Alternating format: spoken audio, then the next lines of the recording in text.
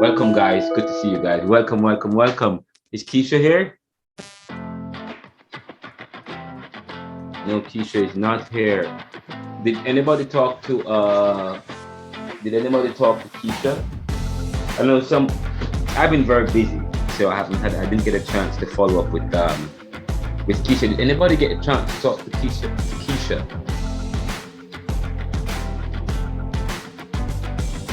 Find out how she was doing. Probably somebody should just shoot her a text, find out how she's doing. Sorry, I put a note in our group, but she did not respond, so I figure she's still out. Oh, we can't. Okay. If she hasn't responded. Here we go. This is what I was looking for. Frantz Fanon. I'll share my screen with you guys. Today we're going to be breezing through. We have a lot to cover. Where is the presentation? What is that right now? Yes. Share. There we go. By the way, do you guys have access to Audibles and Nooks in Jamaica? Audible.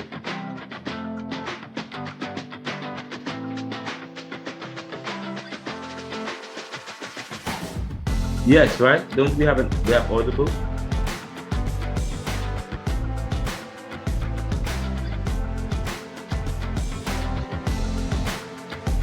What say you guys?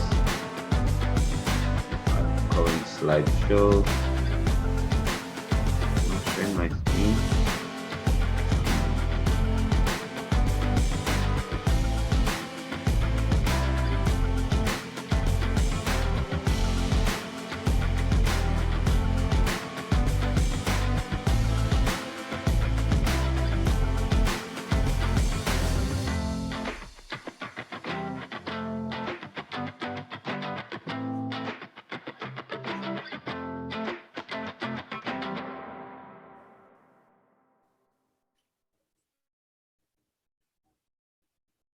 By the way, when we started Caribbean Thought, can you guys, let me just do a check. You guys can hear me, correct? I can hear. Great. When we did, there was one lecture that we did, we talked about critical thinking. Part of the work of this course, Caribbean Thought, involves critical thinking, and we asked, what is critical thinking? How it is important to the study of Caribbean thought? Those are some of the initial questions we said in terms of conceptualizing the course. What is the Caribbean? What is the socio-economic context? The Caribbean is an invention of the 20th century. By the way, I'm sure I just saw that I'd asked that question. And chapter 3 of neoliberalism,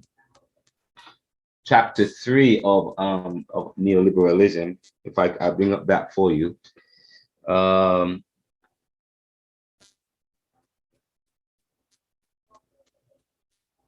Chapter 3 of neoliberalism, of the book Neoliberalism, I'm reading from, gives you a brief overview of Jamaica's socio-political economic context. Socio-political economic context, because I think that was lecture 2. We talk about conceptualizing the course. What is Caribbean and what is the socio-economic context? And of course, we kept driving home the Caribbean is an invention of the 20th century. And then you notice it is like we are constructing an argument, a dissertation, a thesis, a paper. We thought in lecture 2, we asked the question, what is the Caribbean? What is the socio-economic context? And then, of course, we talked about, and again, I said to you, the syllabus is rich in resources and links to resources that answers these questions. I put everything in that syllabus so that and the links to the syllabus, if you click on some of the links, it takes you to a whole world of information that deals with some of the questions we're asking, especially the preface and the first chapters in the Caribbean Reader. And I keep referring to that because that is really that provides some real meat for you guys.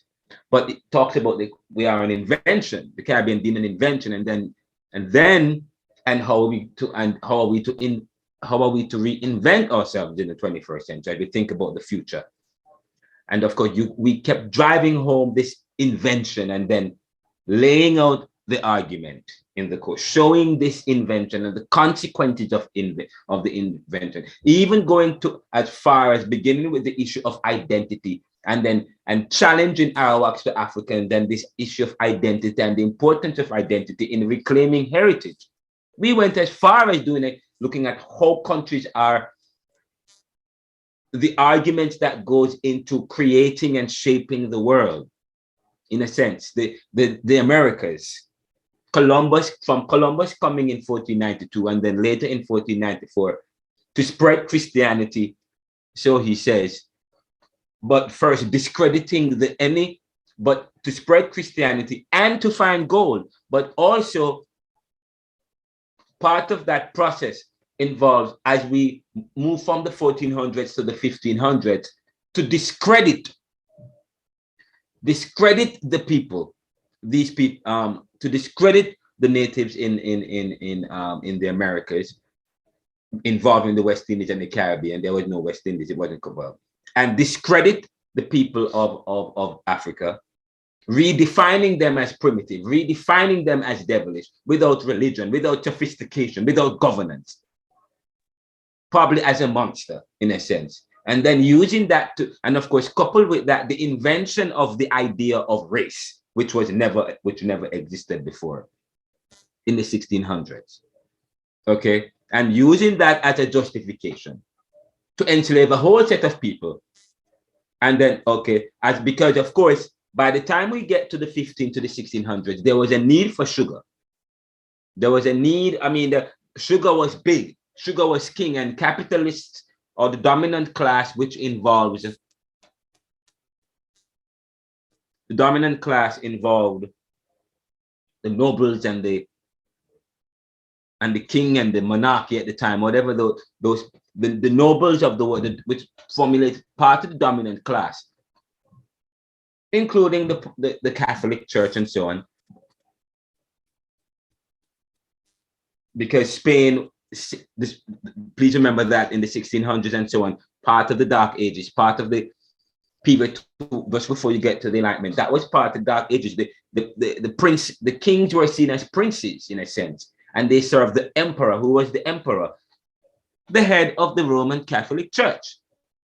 Yes, and they were part of so Christianity. They came to spread Christianity in a sense, okay, and discredited these people and justified the mistreatment of these people. And of course, anyways, and then by 1600, sugar, they needed labor, a willing labor force, a willing labor force, and the labor force was slave labor, to realize the kind of profit that they are looking for. And of course, and reorient the Americas, create a whole lot of new peoples, hybridized peoples who are, in a sense, detached from anything. And we talk about the strategy over the years to discredit, to dominate. And of course, we look at Haiti and the issue and how the global North countries or former colonial masters continue to dominate, and in terms of penetration, foreign interference, through debt, through structural adjustment. And I didn't read Ramesh Ramsarwan's book, Ramesh Ramsarwan, on the issue of what is the Caribbean. And he said in Ramesh Ramsarwan, he said the structural adjustment issue is not surprisingly one surrounded by intense controversy and emotion. The structural adjustment issue, the system, the process, the policy, structural adjustment was a policy that was utilized by the United Nations, by the World Bank, by members of the Washington Consensus to liberalize Caribbean economies so that they can penetrate and continue their dominance structural adjustment.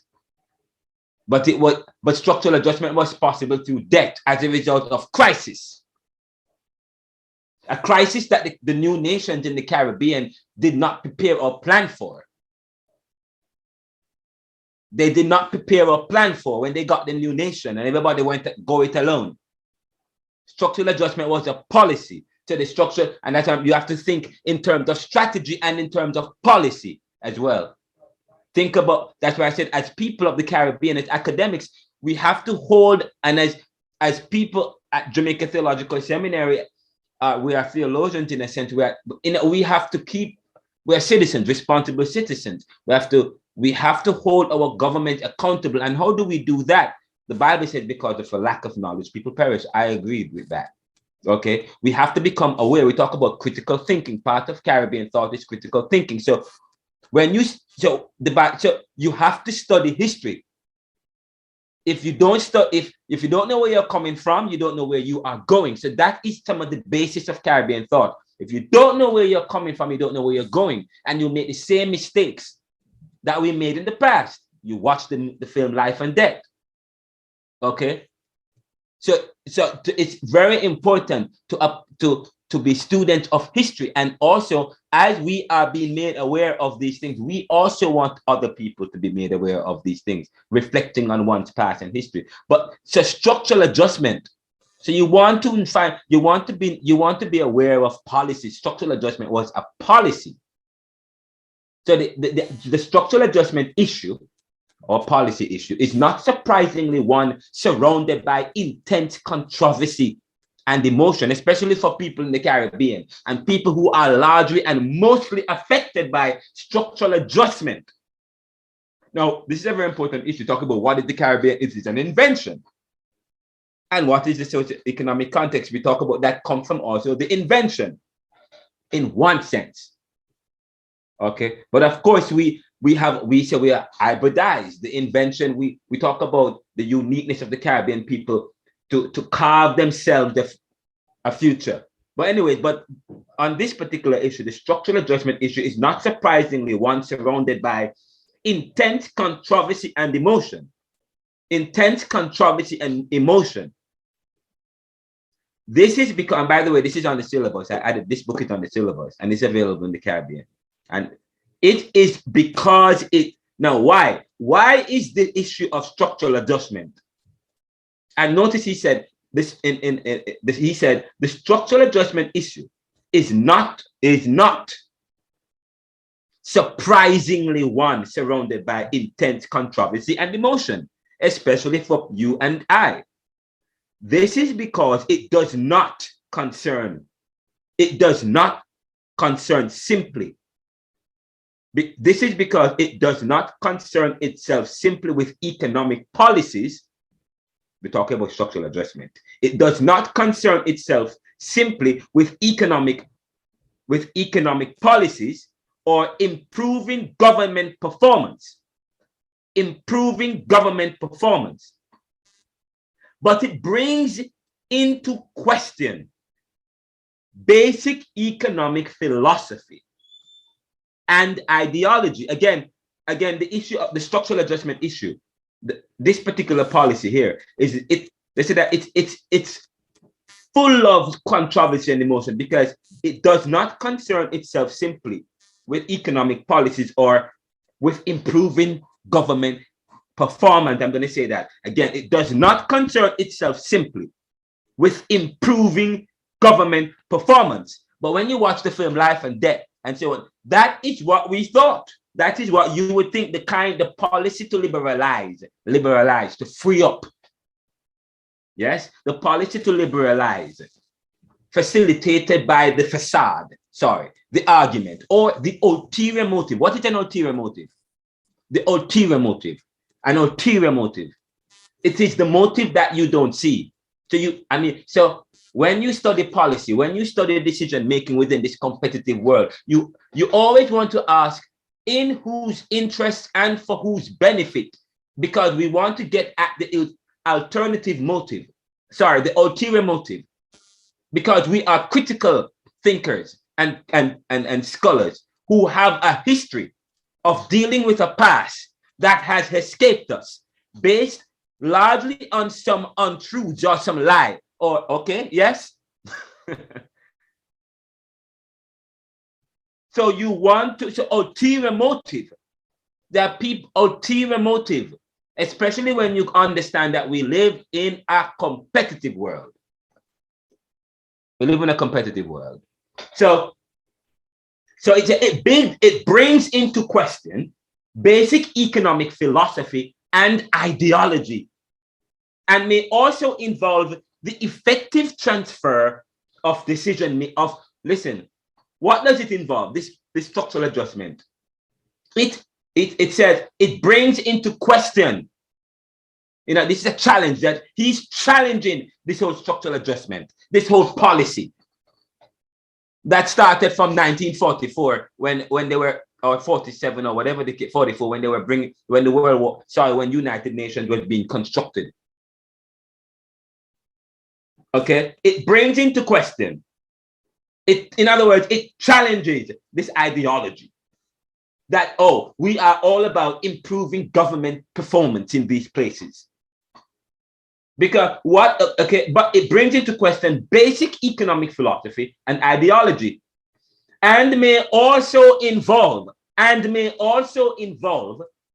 the effective transfer of decision making from local hands. That is absolutely important. It involves what? Structural adjustment. The effective structural adjustment was an effective transfer, an effective strategy of transfer involving the power domain, involving decision making. I said to you, here it is, the Caribbean, the West Indies, former colonial countries, became independent in the 60s, or moving from the 1950s into the 60s, probably the early 70s for India, got their independence, celebrating this independence. Yes, they are independent nations now.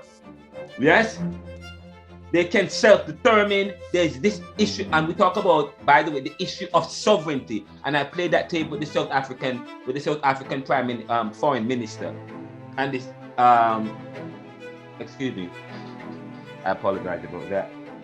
Questioning this whole, the facade of this internationality, and how people must some people follow the law, others don't. But this is quite powerful. They are celebrating, oh yes, we're going to be new nations, independent nations, for those people who got it ceremonially. But by then, little did they know what was brewing. An effective policy came about of structural adjustment.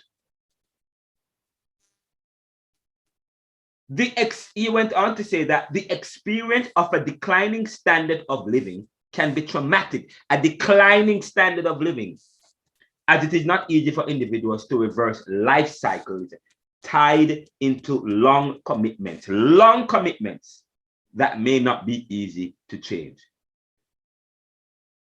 So, when you look at what's going on in history in Haiti, which I said, again, Haiti is a case study or an example. It is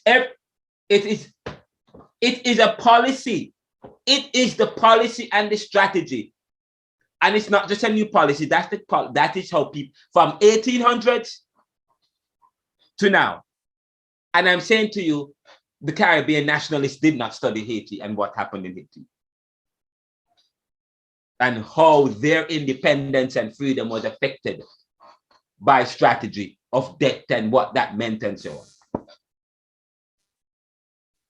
So, of course, we asked the question, what is the Caribbean? And we say that it is an invention. In a sense, yes, that is what we mean when we say, when you study these, and by the way, Edward Seaga, in the last class I read, I'll share you Chantel, are you in class today, Chantel? Chantel? There is an article written by... Yes, I'm here. Okay, I need an article that you have as well. I think I sent it to you. Edward Seaga did a paper. You have it? Yes, sir. Right. I'm Can you gonna. send it to the students as well? Because he talked Okay. about middle income countries. Let me stop here for a second, because I just happened to remember while talking to you guys about this. Let me just look at it real quickly, because let me see if I could find it. Edward. I found it. But if you have it there, you can say Edward Seaga. You can send it to the group or email them. But I think I can find it. Edward Seaga present. No. Sorry, that's Edward Said on Orientalism. The LS Foundation 1. Okay, sorry, Edward Seaga. Here, Caribbean Thought Week 3. Here we go. Edward Seaga did a paper. And I'm going to share my screen again with you guys. Guide my thoughts, oh God. Guide my thoughts today as I share with my students on concepts and issues that are important to Caribbean, to peoples who have been vulnerable through various strategies and international deals. May you open our minds. May you give us wisdom. May you direct my facilitation of this course today as we delve into important concepts that speak to issues of ethics and human values. Because this course is part, yes, we said it's part of the department of, it's part of the humanities. And humanities, in a sense, is part of liberal studies, or well, not necessarily, well, liberal studies and liberal arts, because when we talk about, when we humanize something, the humanize something, what we're talking, we are dealing with issues of ethics and human value. And we talk about life. Life is about people and how people relate. We say life is about people and how people relate, oh God. And life is what you make it, and some of the dynamics of our society. We talk about, and the Black position. What's the Black position? When you study societies all over the world, who was it? C.L.R. James? Can't remember. It wasn't C.L.R. James. Was it C.L.R.? No, Walter Rodney.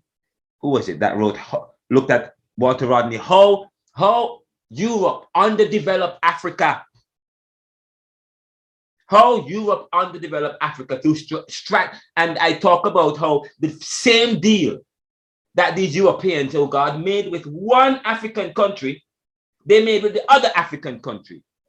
I mean, they didn't know that they were making deals, so they made deals with that one tribe. And I will tell my students that Africa never considered themselves as Black or white, or how could Black brothers enslave their other Black brothers? No, Africans did not consider, they were just as competitive. They didn't think that they didn't think in terms of race. They thought in terms of country, in terms of nation. And by the way, we will not use the same mistake and call African tribes in a sense. When we think about tribe is a secondary word. It's language to put down. Oh, the Africans can't have tribes. They never had nations. They never had a system of governance. No, they had tribes. We brought governance and nationhood to them. Continuing the narrative. And of course, Walter Rodney talked about how Europe underdeveloped Africa, and so on. We talk about this invention. So even some African nations as well. And so, Lord, I pray that as we delve into the course, not just this course and throughout the we pray that you will awaken our spirits and our minds. Push us, oh God, to understand the world. The Bible said, you said, Lord, because of a lack of knowledge, people perish. And this course helps to facilitate the critical thinking that will avert that lack of knowledge. And of course, there are people who says that all truth is God truth. In fact, part of the theology of some Caribbean peoples that has been inherited from a colonization of privilege, which continues even today among Caribbean peoples, privileging certain aspects of other things. Believe that all truth is God truth. But we know, Lord God, but there are some things in society that we have to study outside of biblical scriptures that supports the scripture of love and togetherness.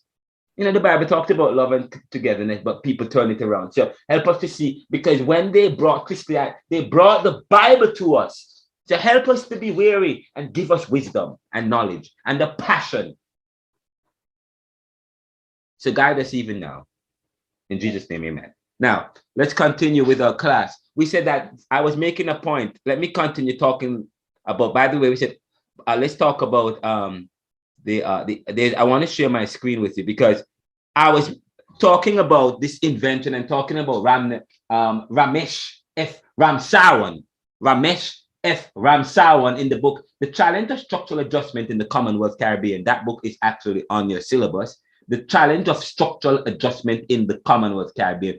I read from a little bit from that just now. Now, I'm going to share my screen with you on a very important issue. Why is my screen coming up like that? Share my screen. Here we go. Share. Now, this was written in 1983, Article 4, by Edward Seaga, the former Prime Minister of Jamaica, Edward Seaga, and it was entitled A Model of Development for the Middle-Level Country. A Model for Development for Middle-Level Country. That's Edward Seaga. Many people believe that he brought Reaganomics or trickle down. He believed in trickle down economics. Trickle down. No, I mean, you know, we Jamaicans, we use prose or pun. We use a lot of pun or play upon words. Trickle down economics. We say, oh, trick down. Trick us economics. Trick us economics. That's why I love Jamaicans and how we speak and our cliches and vernacular and words. And so trickle down economics, we say trick us economics, trick us. In other words, you prop up the rich, the wealth would pass down to the poor. But how much passed down? Now, listen to what Edward Seaga says in the beginning, in the opening. And when you are doing an academic course, especially at the collegiate level where you have a lot of reading, there's a way you read. You do not read everything in the book. Especially if it's a recommended reading and you have a lot to do, you can read it later on, okay? Because when you pick up a book, if it's written well, then you should be able to know what the book is talking about and the assumptions. Now, you can follow the deeper levels in the book, but when you start, the title of the book tells a lot about the book. That when you pick up a book, you want to study the cover. Yeah, they say don't judge a book by its cover, but no, you do not. But in academia, the book cover tells a lot about the author or about the subject matter. So when you pick up a book or you want to study, you want to pay attention to the cover. The cover is very important, okay? Especially it's written in New Direction, and what kind of magazine is that? Of course, it's a capitalist paper, of course. I mean, but a model of development for middle-level country. What's middle-level country? Like Argentina and so on and so forth, those mid-level at the time. A model of development. So, of course, he's going to talk about part of Jamaica's problem is a developmental issue. Edward Seaga talked about, again, we didn't get to develop in the 70s. But here is Edward Seaga in the 1980s. Of course, in the 1980s it's tribal politics, but look at everything, three-piece suit and everything. But, okay, everything looked nice and dandy, but in the 80s, the politics of, was 1980s, 81 to 83 was violent times, but look at him walking. Anyways, but part of the Caribbean problem is development. And I said to you the last class, development is required for growth. You cannot have economic growth without economic development. And I said to you just now, when you pick up a piece of material, a book or whatever, you want to study the cover.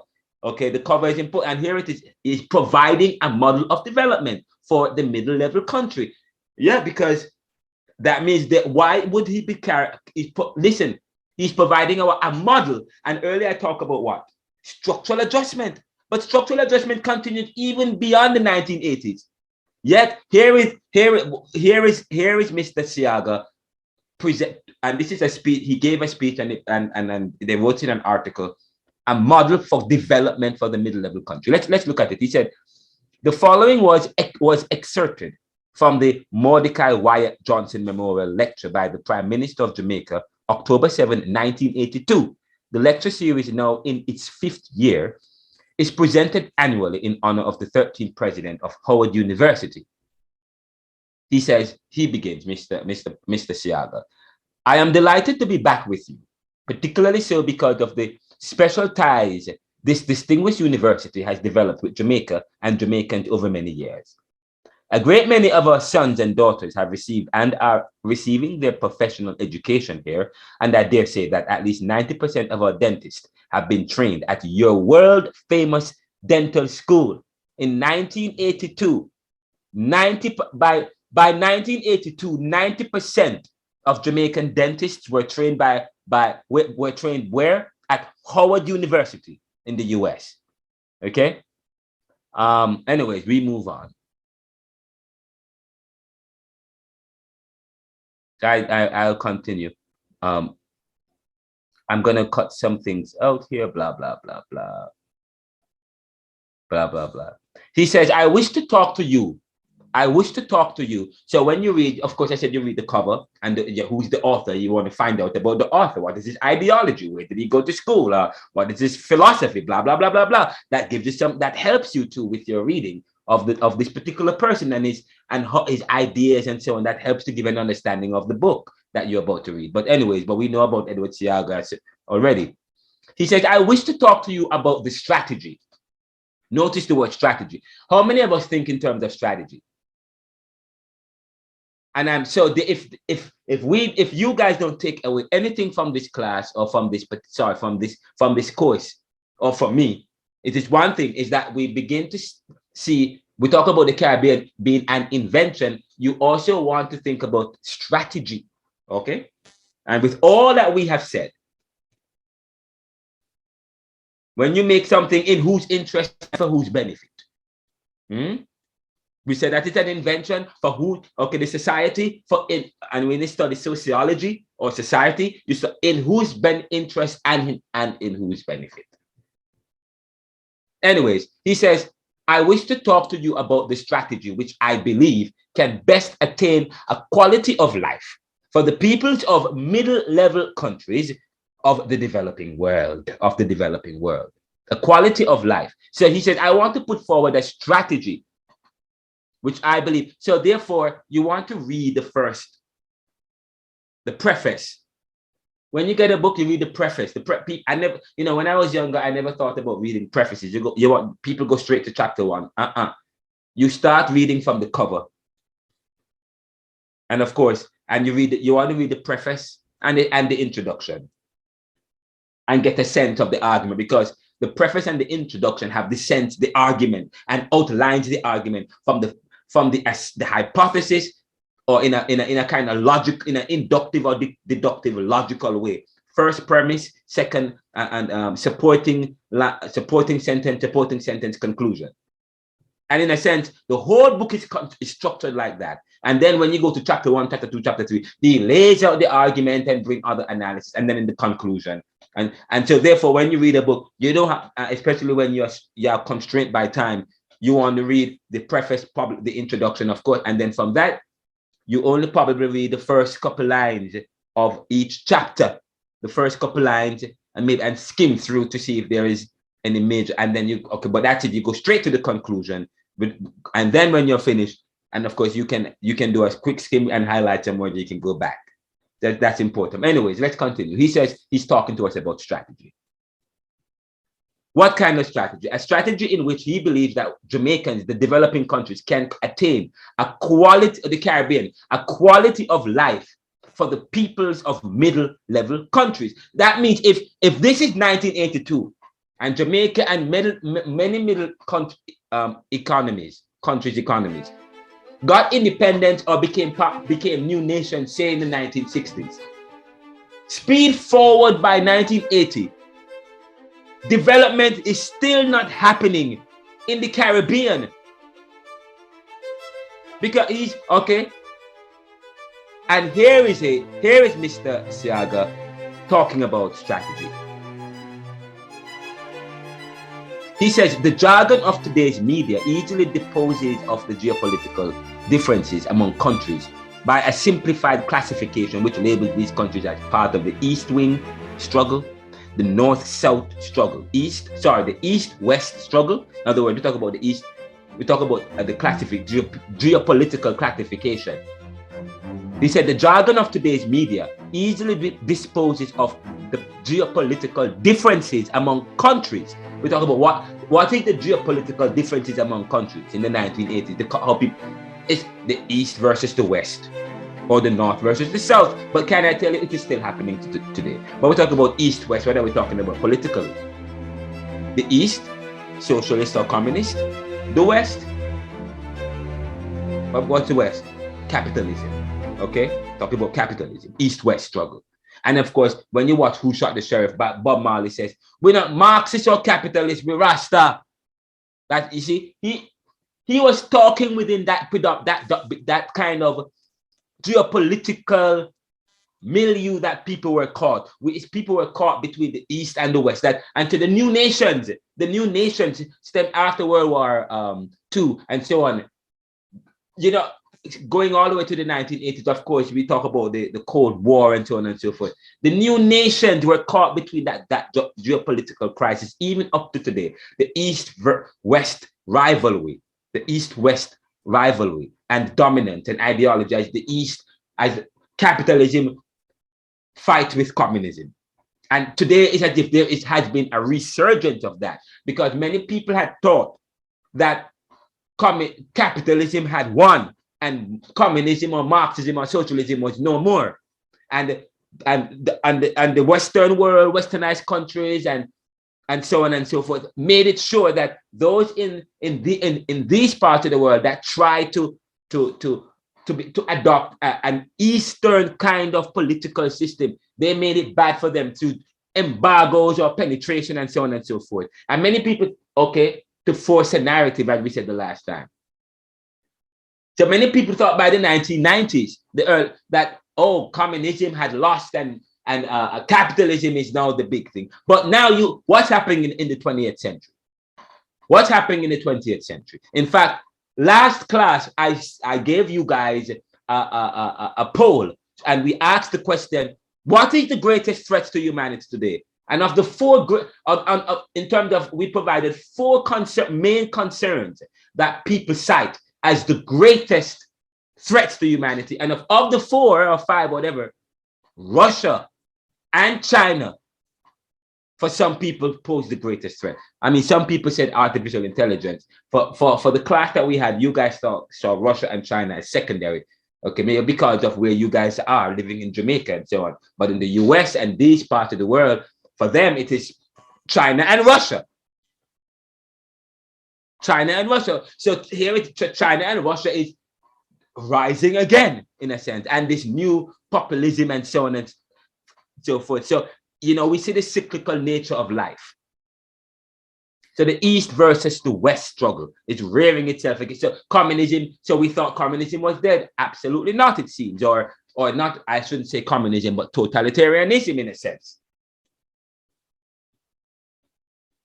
Or if it's not about East versus West, it's about the global North or the global. We talk about the global North versus the global South dynamic, or both. While this simplification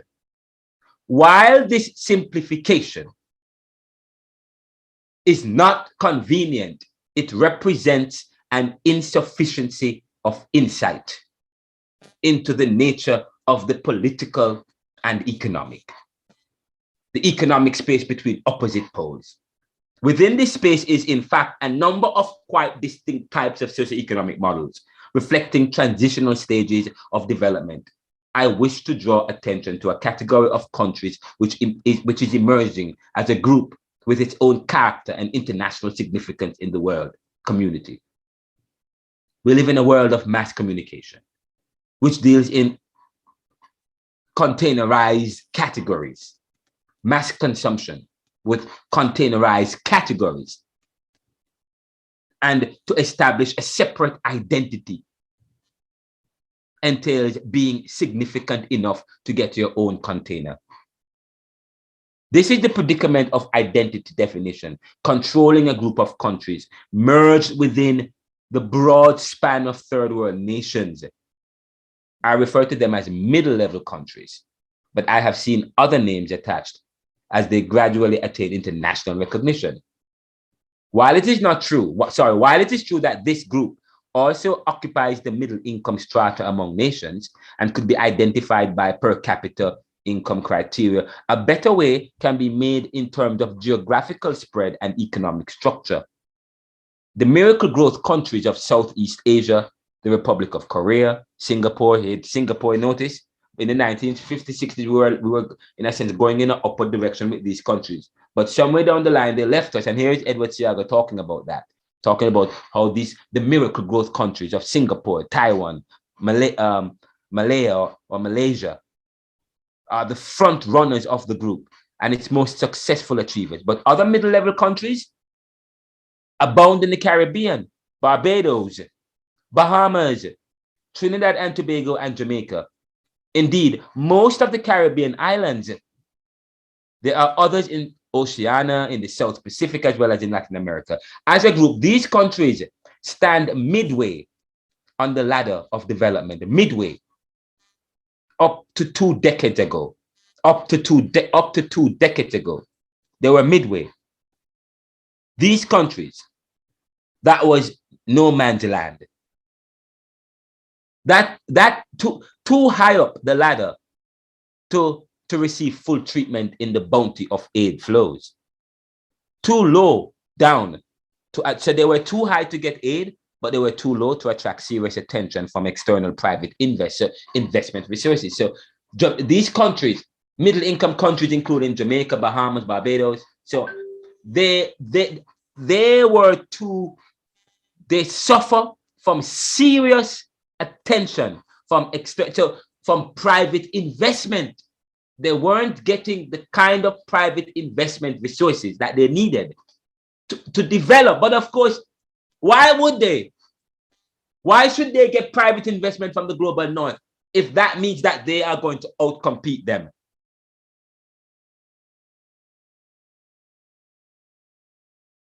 Then he said, but it is the peculiar structure of their economies that most clearly sets this group apart in the same society and the same economy. Different tiers of development exist side by side. Being midway on the development ladder brings with it an internal as well as an external dynamic, which has the effect of producing in the same country some sectors which show the sophistication and complexity of first. So in the first world development, while others remain underdeveloped.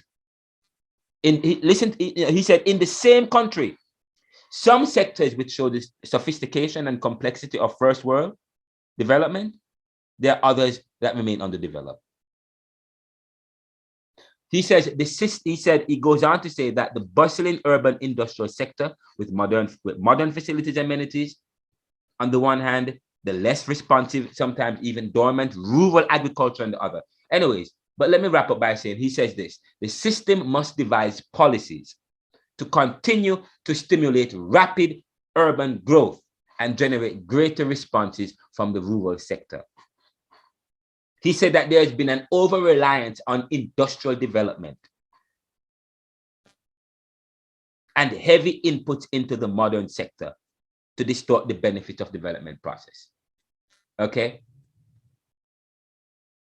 But anyways, we won't be able to go into him, but because this is not what I'd expected, but that's Edward Seaga right there at the school. He says a model for development is as good as what it does to enhance the opportunity and welfare of the people. In fact, one of his most famous statement was the structural adjustment at a human pace. At a human pace. And then somebody else went on to say, with a human face. Structural adjustment at a human pace. And then somebody else went on to say, structural adjustment with a human face. But so anyways, but you guys can read this article, quite interesting. Just a model for development for middle income countries.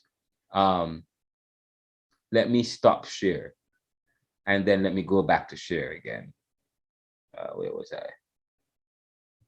Anyway, I started talking about the whole issue of what is the Caribbean, because I said that we did this, looking at the importance of doing critical thinking and talking about laying the groundwork, talking about this invention and what that means and the consequences of that, and the historical, the journey of that. Where is the Caribbean, and are the Caribbean people American? We thought we had the UHIS talking about that, talking about the issue of identity and so on and so forth, and we already covered that. What is critical thinking, and how is it important to the study of Caribbean thought? We did a whole, I won't repeat that part. And do we have any urban heritages in the Caribbean? So those were some important, this was the present, and we did a presentation. We defined critical thinking, what it is, Descartes and existentialism, and so on. Now, talk about openness and fair,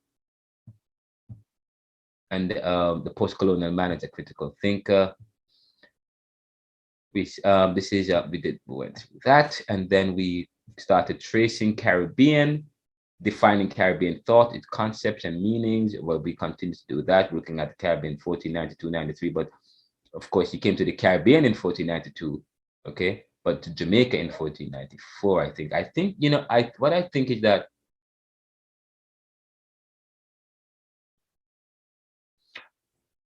I think he, you know what, there was he discovered it and then left and came back and then occupied the land. So I need to do some more research about that, because it is quite interesting, because some people have 1493, some people have 1494. The Jamaica Information Service have 1494, and there are those who said, well, he saw Jamaica, but he didn't come in, he left and then came back. So it's quite interesting. But this looks at the tracing Caribbean with competition and capital, slave trade. Those are some of the, when you trace Caribbean, some of the key takeaways or the key themes that comes on: Columbus, knowledge, religion with wealth, ulterior motive, gold, profit, greed, international competition, capital, slave trade, sugar plantation society, heroes and maroons, abolition, riots and loss, freedom and independence, servitude and indentured labor from China and India, the coming of the Jews, blacks work for wages, war, anti-imperialism, Marxism versus capitalism. We talk about Edward Seaga made allusion to this Marxism versus capitalism. Then, of course, nationalist ideology from the 1940s to the 1955, and then again 1970s to 80s, which I wouldn't actually 1970s I wouldn't say this from the 1970s to the 80s. Yeah, in a sense, yes, because there was Bishop in Grenada.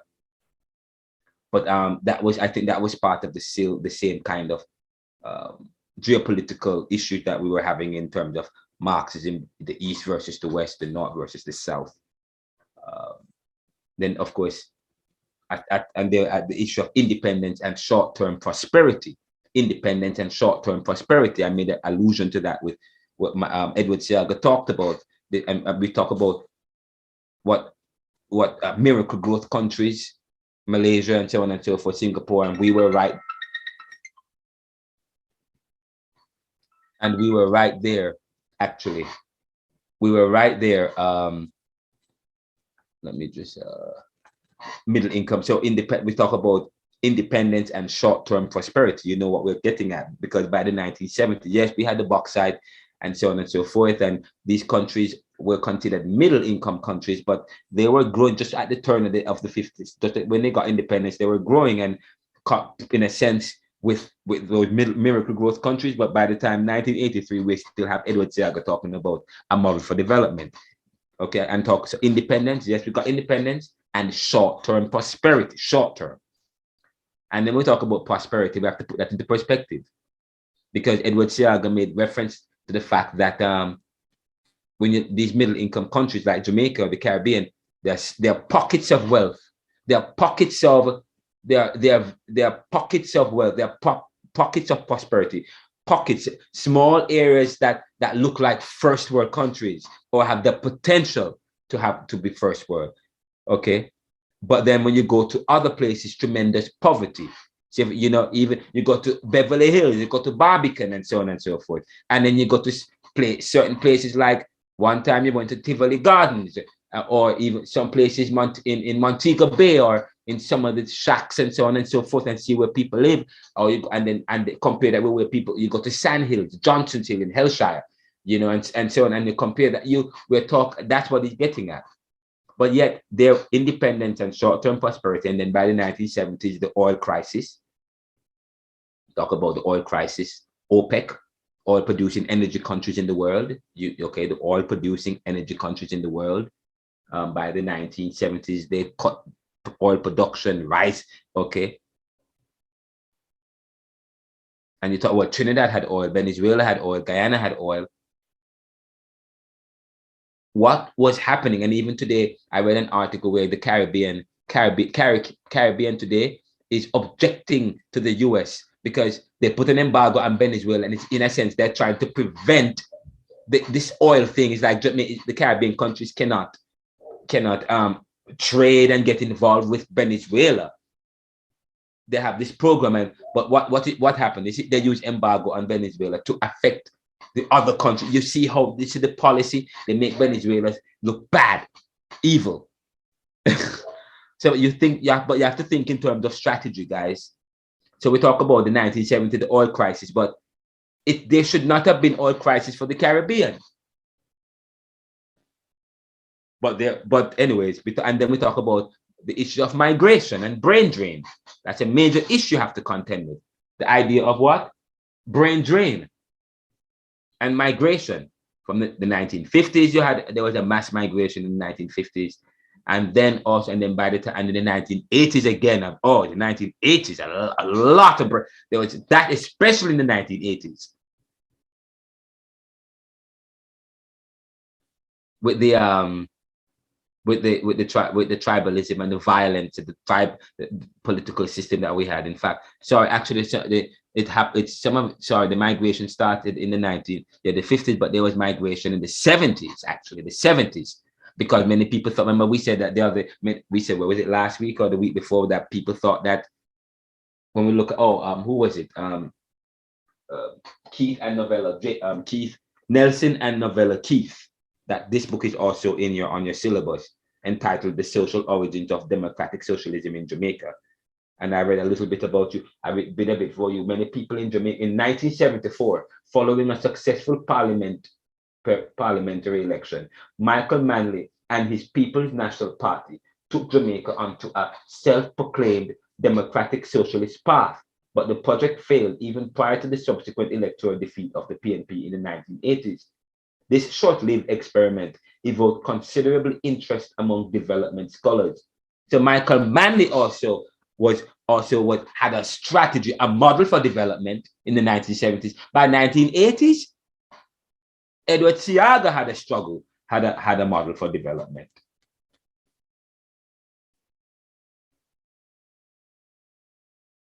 But obviously, none of their strategies were able to work because of penetration and because many of them were going it alone. Okay.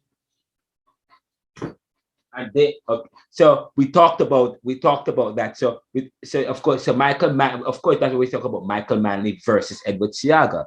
One was appealing to populism or socialism, but Michael Manley never really practiced Marxism or socialism to the T. It was more like a mixed economic experiment. It was more using the virtues of socialism, talking about it and promoting it, but never practiced socialism because Jamaica was still a dependent capitalist country in a sense. Of course, you have our relations with Castro, because in the 1970s, Michael Manley was very good friends with Castro. Bishop in the 1980s, Maurice Bishop and the Grenadian experiment, and how and of course, if you read I think in Neoliberalism, I talked about that, but in the Caribbean Reader, they talked about, they provide a picture of the 1980s and what led to the demise of Maurice Bishop. Some of his own countrymen led to his own debate. And we talk about Moise, the president in Haiti that was just assassinated. Some of his, how is it that people were able to come and assassinate this president? Some of the very same people, we call them house slaves.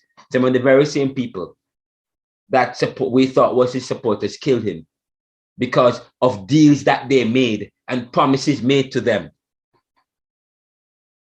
Because those people would help to facilitate the policy of the dominant country who wanted to penetrate.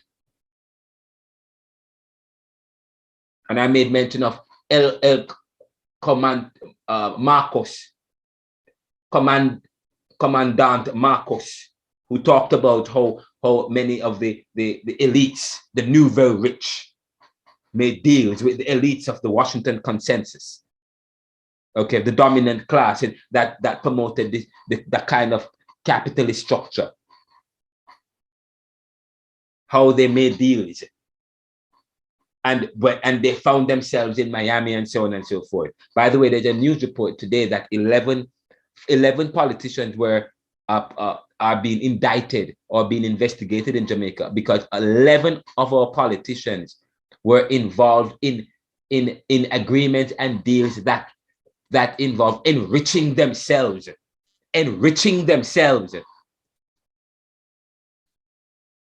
I get the feeling that this prime minister, when it comes down to corruption, he's no nonsense. That's good. Okay. But enriching themselves. And you know, country like ours, we have to be careful about certain people enriching themselves. It affects the project that we're trying to do to bring Jamaica and the Caribbean to a prosper so that we can be competitive. In the 1970s, we talk about migration. By the way, and when you think about migration, one sense it is bad, in another sense it is good. Okay, we talk in one sense it is bad, in another sense it is good. Because look who the prime migrate is, this brain drain and migration that what we have it because I say to you, Jamaica now can take advantage of the people who are living take advantage of the diaspora. We have a strong diaspora. We talk about remittances.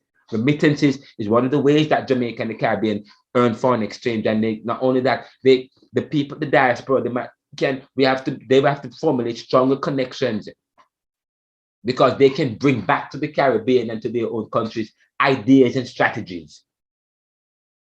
We talk about who the vice president of the US. A first generation American Jamaican. She's a first generation. Her father is Jamaican and her mother is Indian. Yes, quite interesting. So what opportunities are there that we can, that's one of the ways we can reinvent and remake ourselves. Of course, we talk about remittances and the growth of remittances between 1970s and 2019 between 1970 and 2019. During COVID, it kind of remittances fell, but remittances, anybody, and that's what connects Caribbean countries or people of the global south, the issue of remittances. Okay. That's what when I'm in my neighborhood and I talk with I talk with certain people, they know what Western Union is. They can identify with Western Union, they can identify with MoneyGram, they can identify the importance of working not just for you, but also working to send back money to the countries where you are from. It is not just a Jamaican thing. Almost every person in the diaspora that comes from the global south or from a former colonized or whatever the case, in some sense, there's something that connects us, this issue of remittances. And some of the system that we all, okay. So say for example, I have one of my friends, an American, she uses she said, I see you always on WhatsApp. What's WhatsApp? But then somebody else now knows what WhatsApp. Another friend of mine knows what WhatsApp is because we are connected with, because he's from Barbados, and another friend, she's from Trinidad. They use WhatsApp. I have another friend from one of the Latin countries, and so we know what WhatsApp is to connect with those internationally from the global south. Some things that connects us. Okay, Then we talk about Caribbean identity, struggle, conquest, schizophrenia, poverty, inequality, and dependent capitalism. But when we talk about tracing Caribbean thought, I talk about the issue of Caribbean identity in terms of struggle, conquest. What is the Caribbean identity? And that identity is formulated within what posture? Today, I had a very intense argument. I was supposed to be talking about, what's his name again? Frantz Fanon. And I have this book to start reading, and up to now, I haven't started reading the book yet. But I was going to I had a very important conversation with my uncle, Bishop, the Reverend Dr. Edward McKenzie, who is the senior pastor, overseer for the National Church of God, Washington Park in Florida. I was a former overseer, and he called me today to talk about a business plan that I was working on. But and he took me to task about something, and we were talking about ideologies and philosophies. And I said to him, he said, what does God require? God requires holiness. Or he wants holiness. God requires holiness. What is? And I said, he requires holiness. I said, what does that look like? We live we have franchise. I said, we are so divided. Even within the churches, everybody think that they have an idea of holiness. And I said, if you study the Bible, or whatever the case might be,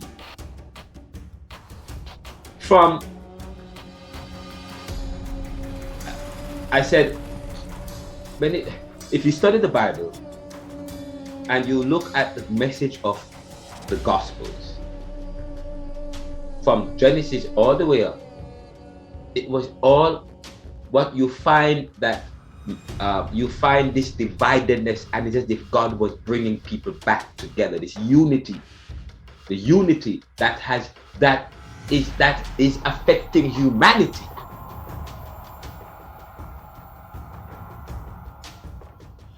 And even in our religion, well, many people think that religion is close to even in our religion. It is as if we have created a religion that is outside of the universal plan of God, because some religions create exceptional language even to the point of coercion and death. Some religion promotes division. And I say to people that I believe that when you look at the Tower of Babel, the Tower of Babel provides a picture of what happens when people have different languages, tongues, and so on and so forth. Fine. But then I said to him that, he said that people are coming up with new stuff now, everything new. Everything new now, everything new ways of life and new stuff, And I said to him, we will not be hypocritical, uncle. When Jesus was here, Jesus didn't discredit the Jews. The only problem he had with the Jews was that they weren't living what they were preaching. Okay, so he didn't discredit the Jews. In fact, but he came with a new religion, a new way of connecting with God. This is how you're saying that you're saying that, oh, people are coming up with new stuff, with new ways of religion. Jesus did that, and the people were saying, and the Pharisees were saying the same thing. Sorry, the Pharisees decided the Jews, here it is, this new Jew on the block, and he's introducing a new religion and a new faith. And so I said, you're doing the same thing. You're saying that people are creating, and I said, okay, even if I were to look at my mom and you today, your ideas and how you practice is, if 10 years down the line, they think that you were committing heresy. I said, you see, we talk about the varieties of human natures and circumstance. The varieties of human nature and circumstance. We're going to get into Caribbean theology in a few minutes. But beyond that point, I said, Jesus jettisoned his divinity. Jesus demonstrated to us what it means for people to come together. Because I believe that what is the ultimate of all things? That will become one with reality. And Jesus demonstrated that I said, he did not appeal to his authority.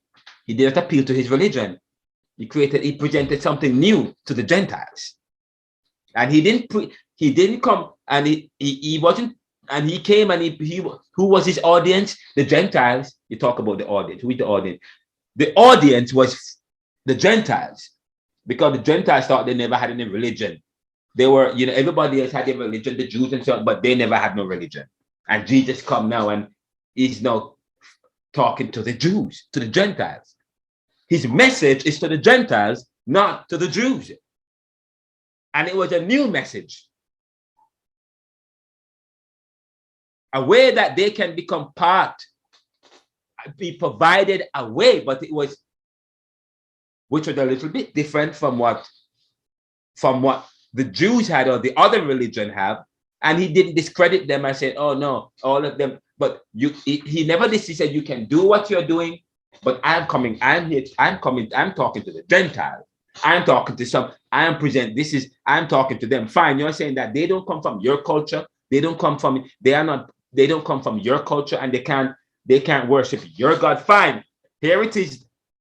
We will present another way to them. And so my message is to the Gentiles. But that doesn't mean that what you have is not bad. And then another thing that he does, he gets rid of his authority. In other words, he didn't appeal to any authority. In a sense, I'm saying he got rid of his divinity. He came in human form and took on human flesh. And in a sense, it provided a picture of how what people need to do in order to rescue humanity, what it takes for everybody to live as one. The ultimate of all things, for us to live as one and to come together, it means we have to go as far as to giving up our divinity, giving up the appeal to our authority. Jesus didn't appeal to his authority in a sense. We talk about that. He didn't appeal to his divinity in a sense, yes? To the point where because he was divine, he was God. He never had to go on the cross, but he became weak.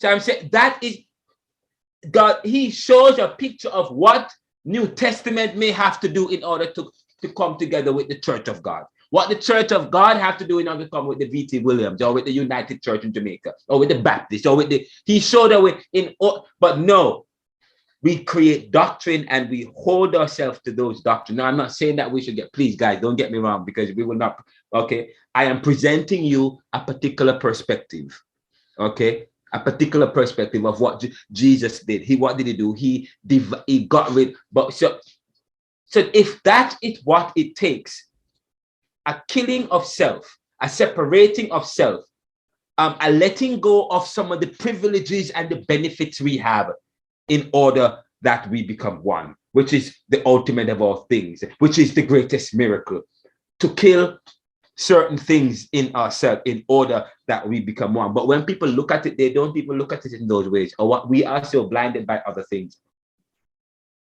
We look at it in some other ways. But everything lends itself to perspective. But we live in a competitive world.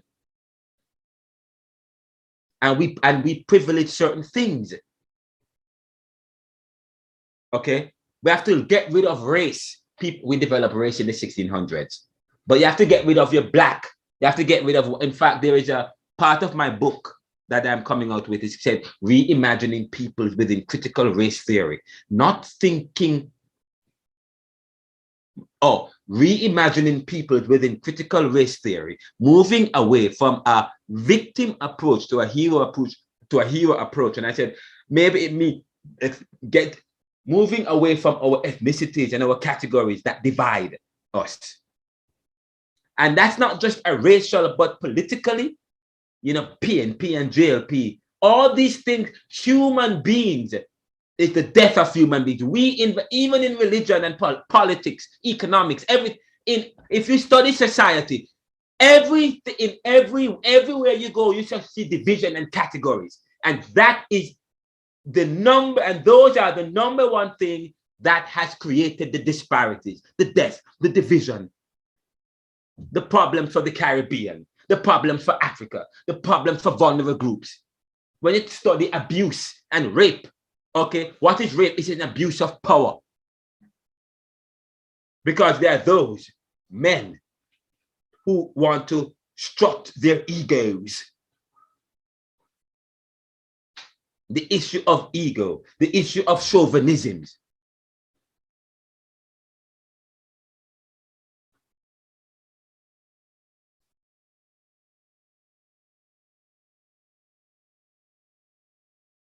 I said to you the other day, I mean, I won't even say that yet about, so we have to put, so anyway, so when we talk about Caribbean identity, we talk about struggle, we talk about conquer. Oh, by the way, I told somebody today that the church never had a Roman identity.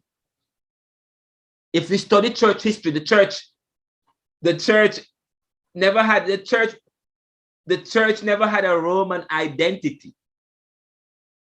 The way in which the church was church, when you look at how Jesus practiced church, had church on a veranda. Yes, and a veranda in a room. By Ignatius come on the scene, and people wanted to give the church more popularity, you know, Jews for Jesus as against Jews not for Jesus, as the church in that period competed for dominance, or different religions were competing for dominance and so on and so forth. Some church father, Ignatius and others, created one of the bright ideas to give the church a Roman identity. And marry, and all of a sudden you have the Roman Catholic Church. So after that, when the people think about Christianity, you think about the Roman Catholic Church. That's it. Until the Renaissance and Reformation. Until the Renaissance and Reformation.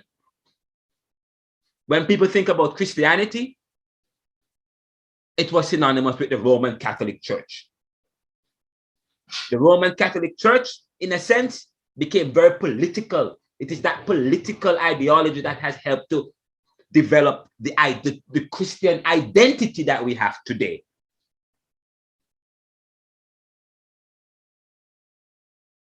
And the way in which Jesus practiced church is not the way, is that the way when you read the books, is that the way the way how church was informal? It was informal, you know. He might buck up some bread and give it out and sit down on the corner and just have some nice conversation and talk, you know. But then church became elaborate. It became elaborate. That was it became elaborate. It was never like it became and the way in which the church is structured, with the pulpit and the top and the people at the bottom, because the Pope was closer to God and he was supposed to lead the people.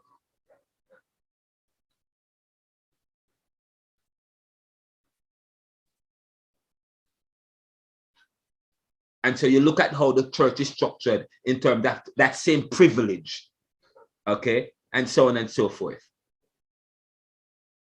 The same privilege. And so it is always etched in our minds.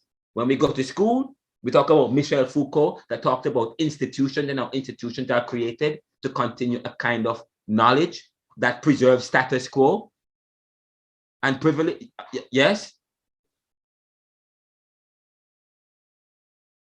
There is nothing that man is not involved in that has not been tainted by his selfishness and privilege, by this human nature and circumstance. There is nothing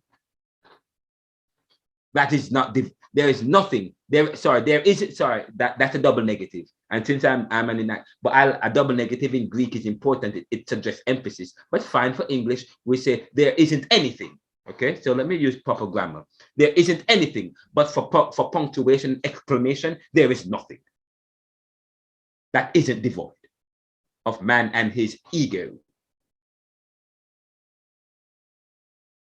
To talk about Caribbean identity, talk about struggle, conquest, schizophrenia.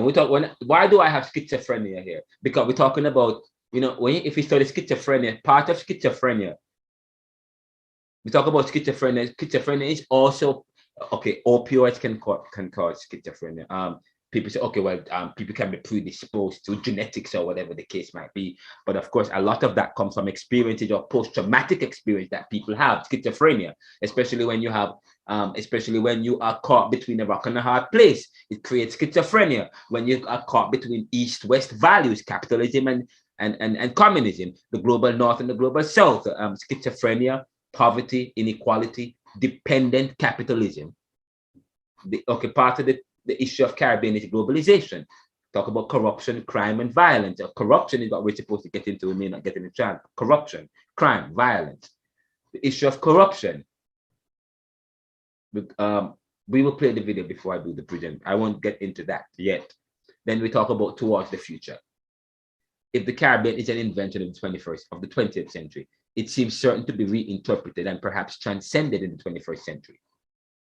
Faith, culture, music, sports, and opportunity, science and technology, brain drain as part of an export value, and so on. So one of the things that we have to look at, the Caribbean still has some richness, of course. We talk about our faith, our culture, our music, our sports, science and technology, brain drain as an export value. Again, brain drain as an export value. Information and technology. Those are some important key terms you want to zero in on. Community, the word community, collective sense, yet it is haphazard and not strategically effective in targeting. Now, but why do the word community? I said to people that the Caribbean community is, there is this collective sense in the Caribbean, but it is haphazard. The other day I was reading something from the Caribbean. They said, oh, we are more united than ever. We are not probably at the political level and in terms of at the elitist level. But I say, so there is a collective sense in Caribbean community, but it is haphazard and not strategically targeting and effective. We have to develop a better strategy. Okay. Say, for example, I said to people that some doctor, a good friend of mine who is from Portmore, Dr. Andre K. Isaacs, is from Jamaica, and he's a chemist, and he teaches at Holy Cross University. We went to Penn, University of Penn together, but now he went to do his doctorate. He did his doctorate at Penn, then he went on to do his postdoctorate at UCLA, which is one of the top schools, I understand. And then he left, and now he's teaching at Massachusetts, and he's helping to develop ring cycles, make drugs or vaccines more effective. And I'm saying to people, wow. Yes, and I said that during COVID, Jamaica couldn't even, up to this point, we still don't have the technology and the capability to do what Cuba was trying to do. We don't, if it's let us try to do it. Cuba was trying to do it, develop vaccines to combat COVID. And when the vaccines were made, most of it was sent to the rich countries first, and they have an over preponderance of it, while some people in other countries was dying, killing themselves to get the vaccine, but they never had enough money, but other countries was preserving it. They finally relented and said, okay, we will give you the vaccine. When they realized they have all this vaccine piling up and many of them became lose their shelf life. All of a sudden, drugs that lost shelf life or were outdated was still considered to be effective, but then they were shipping it to global South countries and poorer countries of the global South.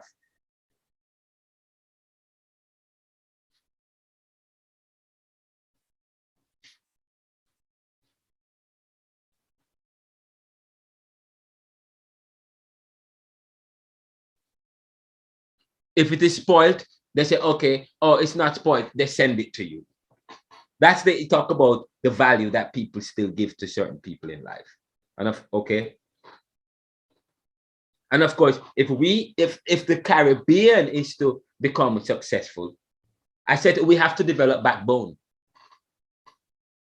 And the other day I said, finally, oh, by the way, somebody liked what I said on Twitter, finally some backbone. They stood up to the US and UN and so on, and said, and came together at I think there was a decision. They reject their stance, trying to prevent Caribbean countries or the U.S.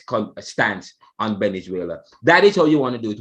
When these big countries are attacking one of your own, you come together and you formulate Jamaica shouldn't speak on its own, in a sense, because they're afraid that they might issue a travel ban. Barbados shouldn't be. We have to speak together so that the US can say, we're going to issue a travel ban on the entire Caribbean. For what?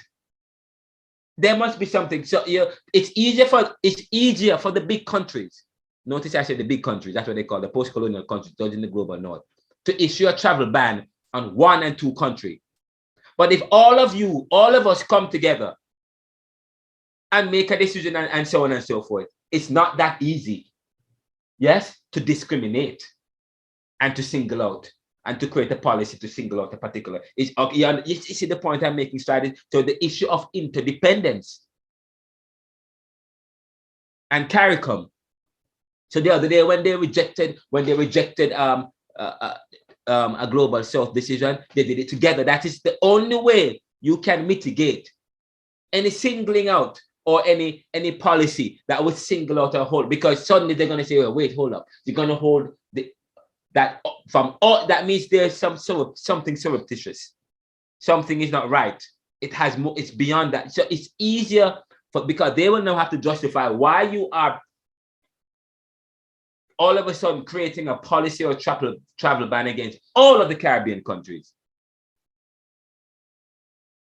It's not so easy. So we talk about strategy.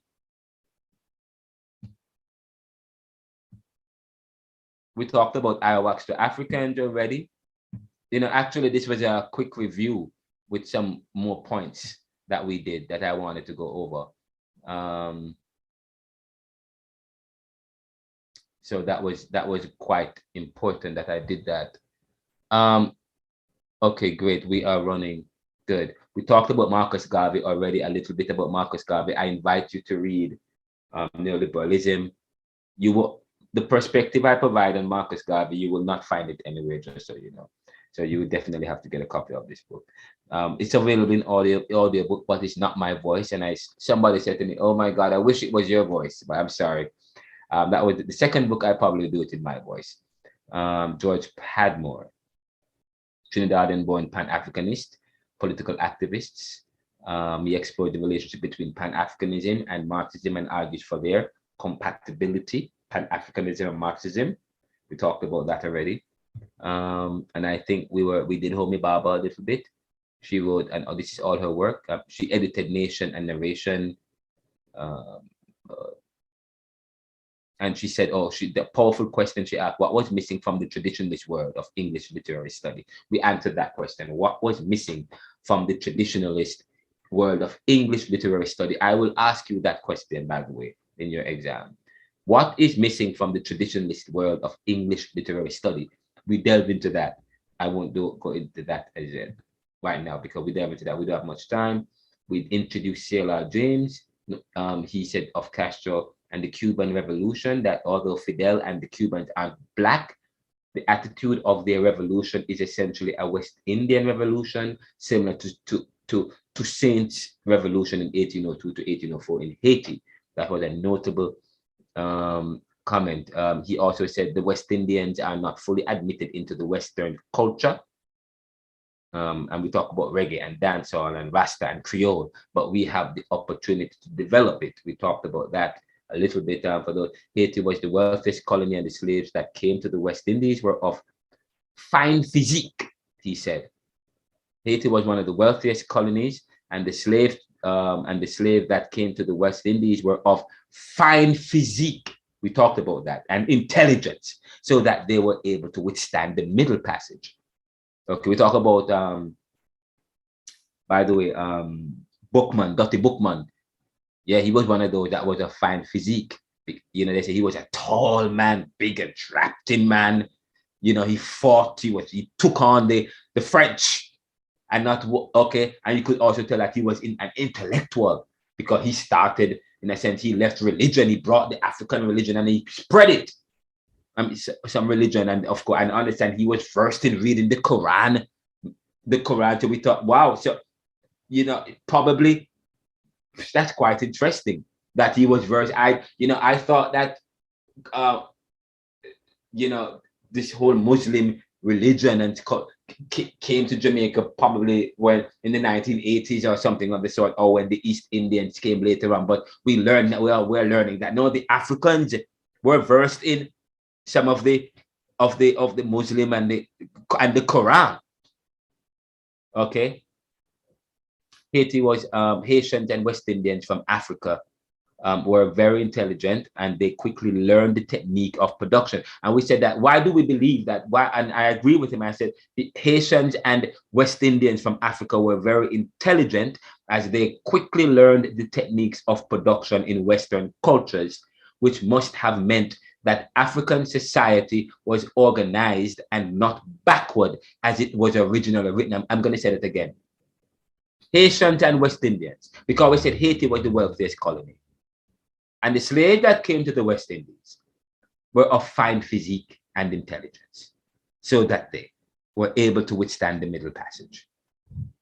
Haitians and West Indians from Africa were very intelligent, as they quickly learned the techniques of production in Western culture, which must have meant that African society was organized and not backward, as it was originally, as was originally thought or written. Let me let that sink in a little bit.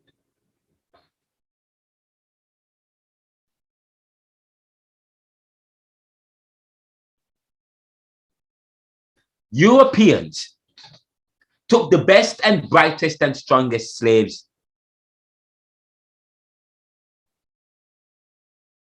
Many were princes and warriors, abducted in tribal wars stemming from the European strategy and deal during the triangular trade.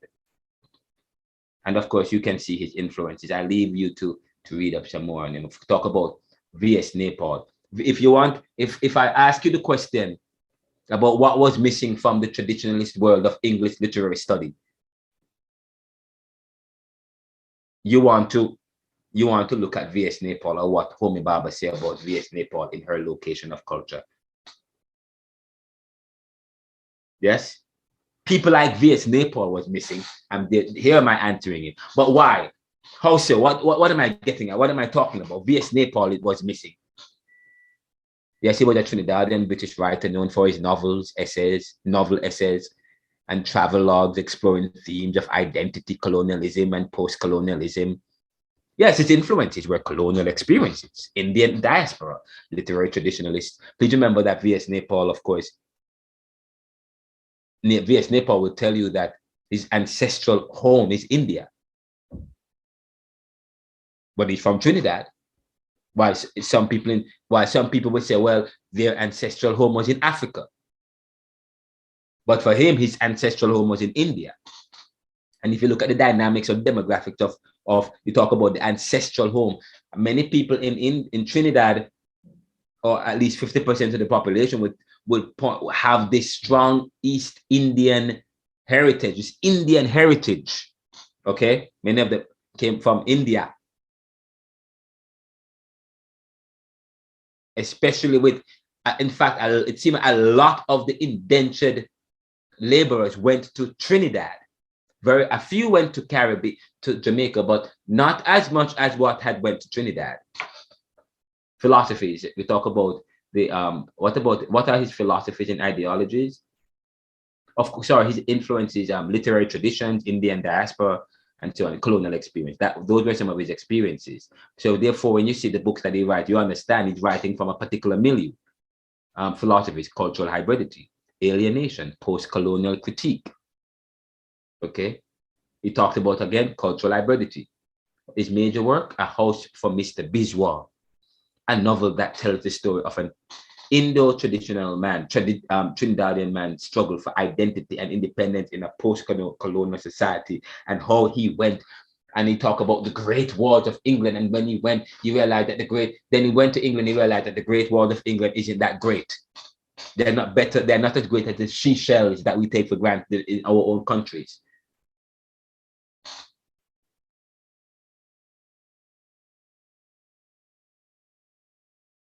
Of course, he wrote the book The Mimic Man, The Middle Passage Impressions of Five Societies, British, French, and Dutch in the West Indies and South America. History is built around achievement and creation, and nothing was built in the West Indies. What does he mean by that? We talked about that already. History is built around achievement and creation, and nothing was built in the West Indies. You have to put that into context. Okay, you can read that against many people read V.S. Naipaul against the intentions of the author and against his original intent and meaning. History is built around achievement and creation, and nothing was built in the West Indies. In a sense, he's talking about the complexity of a dualistic society based on privilege, one that's based in ethnocentrism. Say, for example, I'm going to, later on, just before we end class, I will read something about Caribbean theology, which is very important, that talks about chroma. And I've been trying to find a very important book of mine, which for some reason I cannot find, and I'm very disappointed about it. Because it's a very important concept I want to raise with you about Edward Said. Edward Said is and he talked about a very important issue. But history is built around achievement and creation, and nothing was built in the West Indies. Of course, that's not true. Okay, that's not true. But he's speaking in prose. Okay, that is what people would want you to believe. That if you read his book, A House of Mr. Biswas, then it will give you an understanding of what he means by history is built around achievement and creation. And why and remember, he's speaking out of a particular milieu.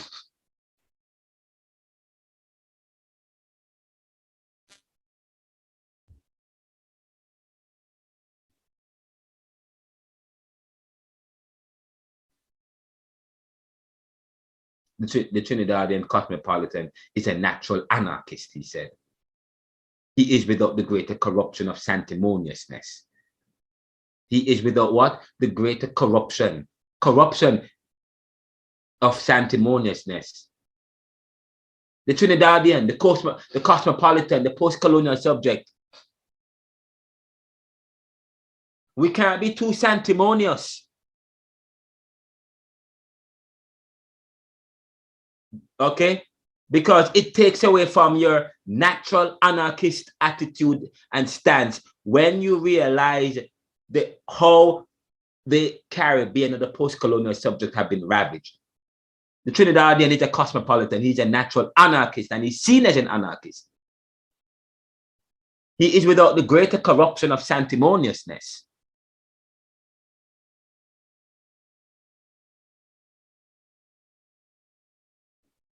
And then that brings us to the next, to Frantz Fanon. We will take a break. When we come back, we will delve into, we'll begin by talking about, when we come back, we'll come back in 5 minutes. I want to talk about, wow, I need to put this right, a very important matter here. Put this right here. Here we go.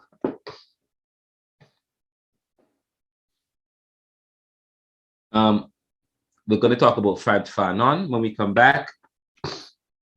And I'm going to take some time to, in chapter 3, where is that book?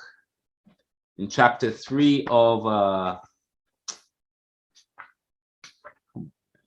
made a note of this earlier. Chapter 2 of The Location of Culture in Homi Bhabha.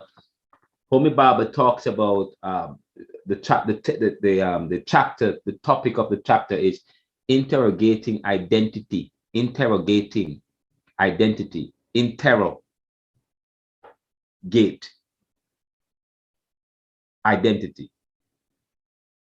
And please, when you talk about it's an investigation of identity, but it's more than just investigate.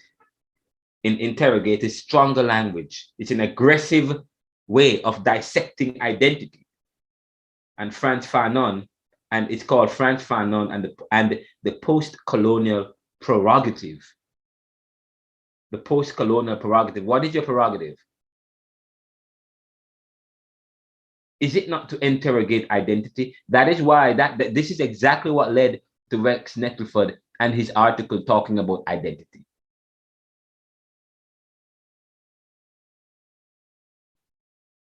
But I don't think Edith Clarke was interrogating any identity within the prerogative of the post-colonial. No, she was not. My mother who fathered me, the writer. Many people are upset with me for saying that. Many Jamaicans, some scholars, they stopped following me. I don't care how many. I would love to have 1 million followers, but that's not my drive. I believe in the law of mud. Okay, I am going to say this.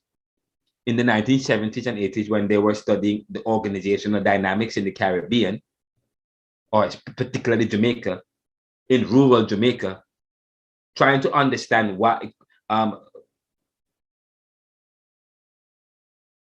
the family unit.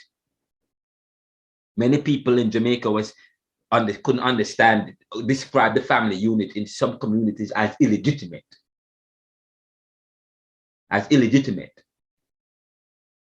Because in the communities, cousins were sleeping with cousins, I guess, or they were cohabiting with each other, and it was, in other words, it was a kind of family that did not subscribe to the functionalist theory of what a normal and functional and legitimate family should look like,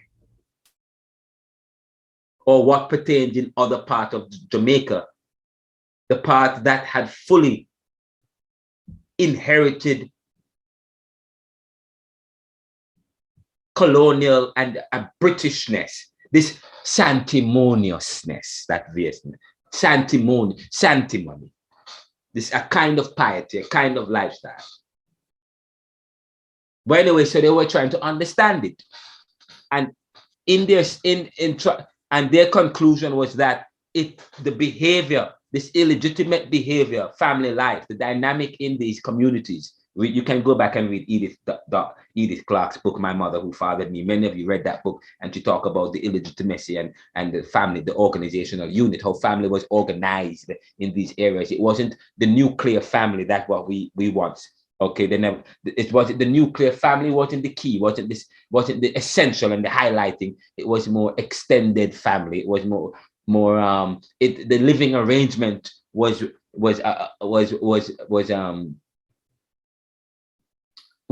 cohabiting women, and the men would visit different homes, and 1 week would spend 1 week here, and then of course in some communities you find the family and so on, and it was quite interesting. And they talked about illegitimacy and so on within these family groups, and then they said, well, it comes from Africa. It comes from Africa.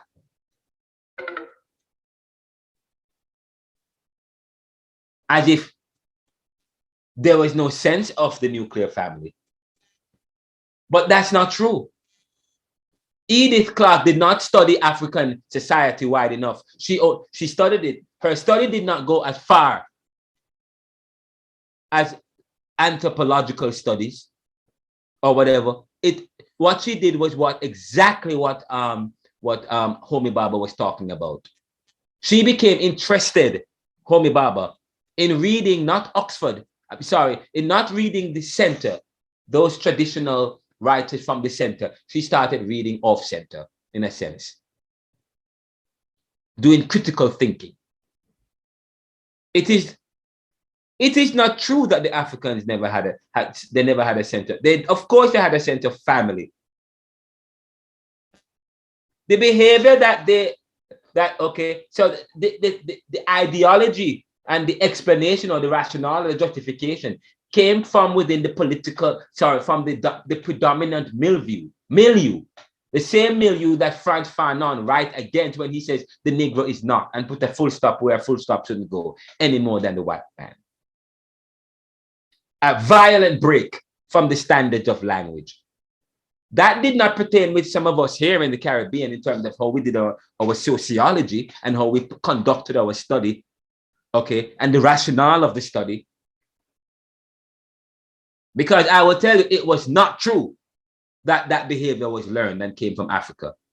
I mean, after years of slavery, where family life was not an important feature of the slaves, all of a sudden, they are now trying to explain their behavior as coming from slavery. What about the experience of slavery, and how family life wasn't the most? What family wasn't important, and the Mandingo sleeping with all, and the Mandingo was used to produce as many children for the plantocracy as possible, for the slave owner, to increase and to expand his property.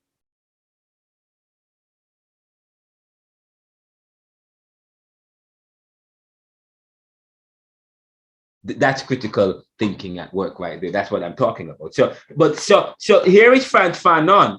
Homi Bhabha said about Frantz Fanon, to read Frantz Fanon is to experience the sense of division that prefigures and fisters the emergence of a truly radical thought that never dawned without casting an uncertain dark Fanon. He may yearn for the transformation of the total transformation of man and society. But he speaks most effectively from the uncertain interstices of historical change, from the area of ambivalence between race and sexuality. Out of an unresolved contradiction between culture and class, from deep within the struggle of psychic representation and social reality. Okay, but we'll take a break. We'll be right back. What time? I said I was going to take a break, and I apologize. I don't want you guys to take me to task. We come back in 5 minutes, 9:12. We come back at 9:16. And then we'll pick up from where we left off, okay? All right, we'll take 5 minutes and we'll pick up, and we will talk about he defines colonization as the state of absolute depersonalization. Okay, we'll come back and discuss that a little bit for you. All right, we'll be right back, guys.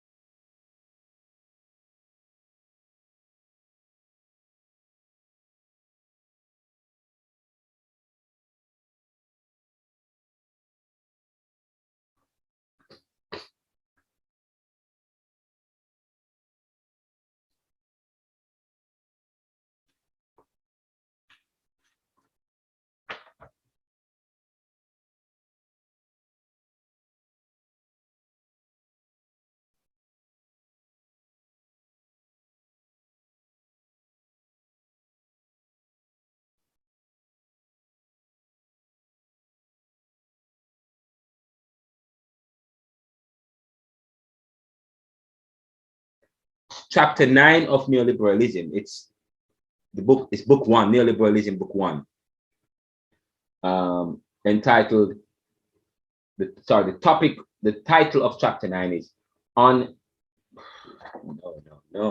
we did chapter 9 already, the limitations of Black nationalism and Garveyism. We actually did a quick review of it, quick reading, but chapter 7 of the book, chapter 7 of neoliberalism is Caribbean Fanonism. And I said, we have discussed how Jamaica is putatively an independent democratic nation since 1962. Notice I said the word putatively. We have discussed how Jamaica is what? Putatively, how the Caribbean island and former colonized countries and Black people, we are putatively an independent democratic nation. When you think about the kind of invention, okay? Since 1962, listen to this is important. Jamaica's elites have carved out a future for themselves just like the Haitian elites, as they apply what? In quote, race to the bottom policies that continue to exclude and extract their people and wealth. In effect, this is under the chapter Caribbean Fanonism. In effect, decolonization and neoliberal globalization have deepened Jamaica's independence on the new global elite of the Washington Consensus. And I'm talking about the Washington Consensus. What am I talking about when I talk about the Washington Consensus? And I define it. I said in the preface of the book, and by the way, the preface of my book is available. That you can get. It's all over. You can go online and get the preface. If you go on Amazon and buy, there's a look inside feature where you can get, if you can't get the whole book, you can at least get the preface. Trust me. And the preface, as I said to you, when you have a book, one of the most important parts you want to read is the preface, the author's note, the introduction. The preface provides an introductory argument, in a sense. I said, as we discuss as such, we will discuss Black, Brown, and Pan-African struggles for economic prosperity, justice, and freedom, and consider efforts, abilities, or inabilities to chart their own futures since decolonization, and realize real political independence and economic prosperity. And notice I said in chapter 9, we have discussed how Jamaica is putatively, chapter 7, an independent democratic nation since 1962. Jamaica's elites have carved out a future for themselves as they apply race to the bottom policies that continue to exclude and extract their people and wealth. In effect, decolonization and neoliberal globalization have deepened Jamaica's dependence on the new global elite of the Washington Consensus. This is because neoliberal globalization is a sophisticated and elaborate way of producing and transferring wealth. I said, and earlier we read Ramesh Ramsarwan on the challenge of structural adjustment in the Commonwealth Caribbean, and the issue of structural adjustment, which involves the transferring of decision-making.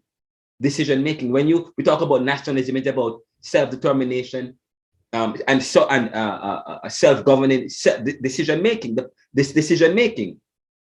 But then structural adjustment arrive on the scene and takes away this decision. It takes away your and I talk about, until then you go to the preface of the book where I say that's where we're putatively independent. But then I talk about it, and I said you go back to the preface. I said, as such, we will discuss Black, Brown, and Pan-African struggles for economic prosperity, justice, and freedom, and consider efforts, abilities, or inabilities to chart their own futures since decolonization, and realize real. In chapter 7, I talk about putatively. In other words, when we talk about something is putative, a form of. It's putatively. In other words, I said it is known to be, but it is not. Okay? Putatively independent, but we are not. And we talk about their struggles for decolonization and to realize what? Real political independence and economic prosperity.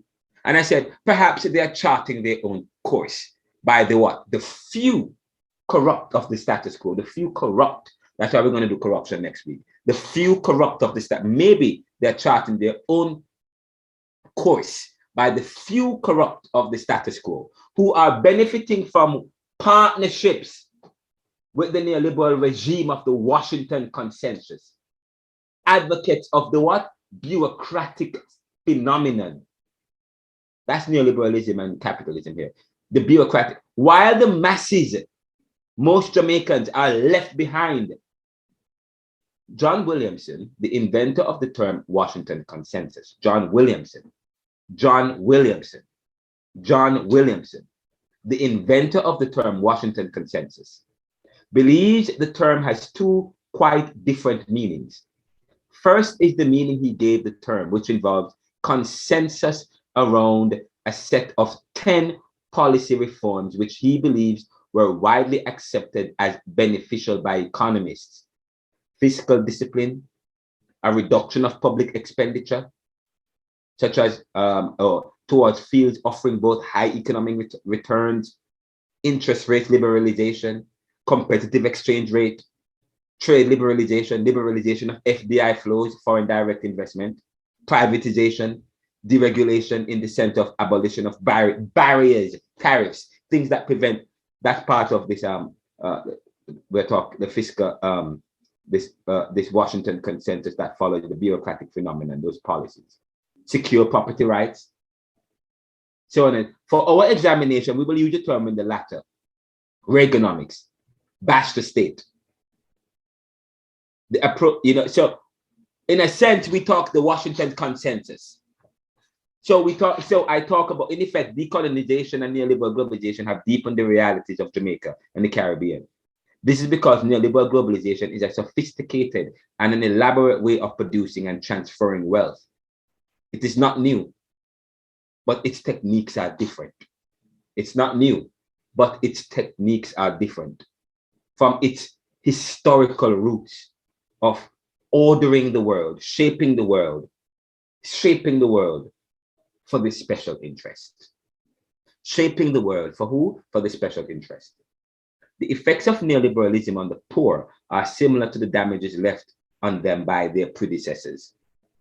The effects of neoliberalism on the poor, stemming from the 1970s and beyond, are the effects of neoliberalism on the poor are similar to the damages left on them by its predecessors. Now, Frantz Fanon, a post-colonial literary nationalist genius of the 1950s, has made a significant contribution to Caribbean thought and the political economy of decolonization. He has influenced a type of Caribbean nationalist thought. He has influenced, Frantz Fanon, a type of Caribbean nationalist thought and theory, a type, what type? That has defined some independent nationalist movement in the global South and Black activism against neoliberalism in America. Therefore, his ideology is important for us in examining neoliberalism or neoliberal globalization and the political economy of decolonization in Jamaica, the Caribbean, and the global South. His projects, Black Skins, White Masks, and The Wretched of the Earth, makes you suspicious of presumed independence and freedoms as a post-colonial people. He himself has sought rescue and salvation from his misfortunes in pre-independent Algeria by looking to the colonial motherland France, yet he did not find much hope. Just despair and racism. Many people, you talk about people, Caribbean, they look to escape, Jamaican look to escape, Haitians, they're looking to escape. They travel for opportunities to escape. Frantz Fanon looking to escape because he was ill. He was stricken with, he got leukemia.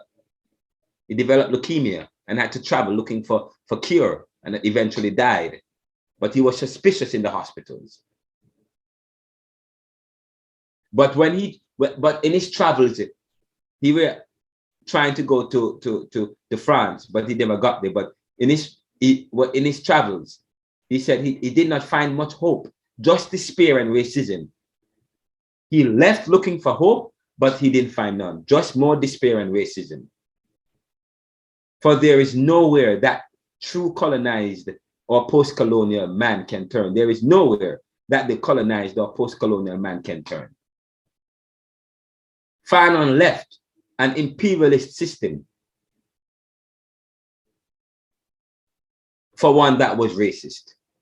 Yet it was this racism in France that drove the imperialism in Algeria. Therefore, it is no wonder that Fanon concluded that the colonized, underdeveloped man is today a political creature in the most global sense of the term.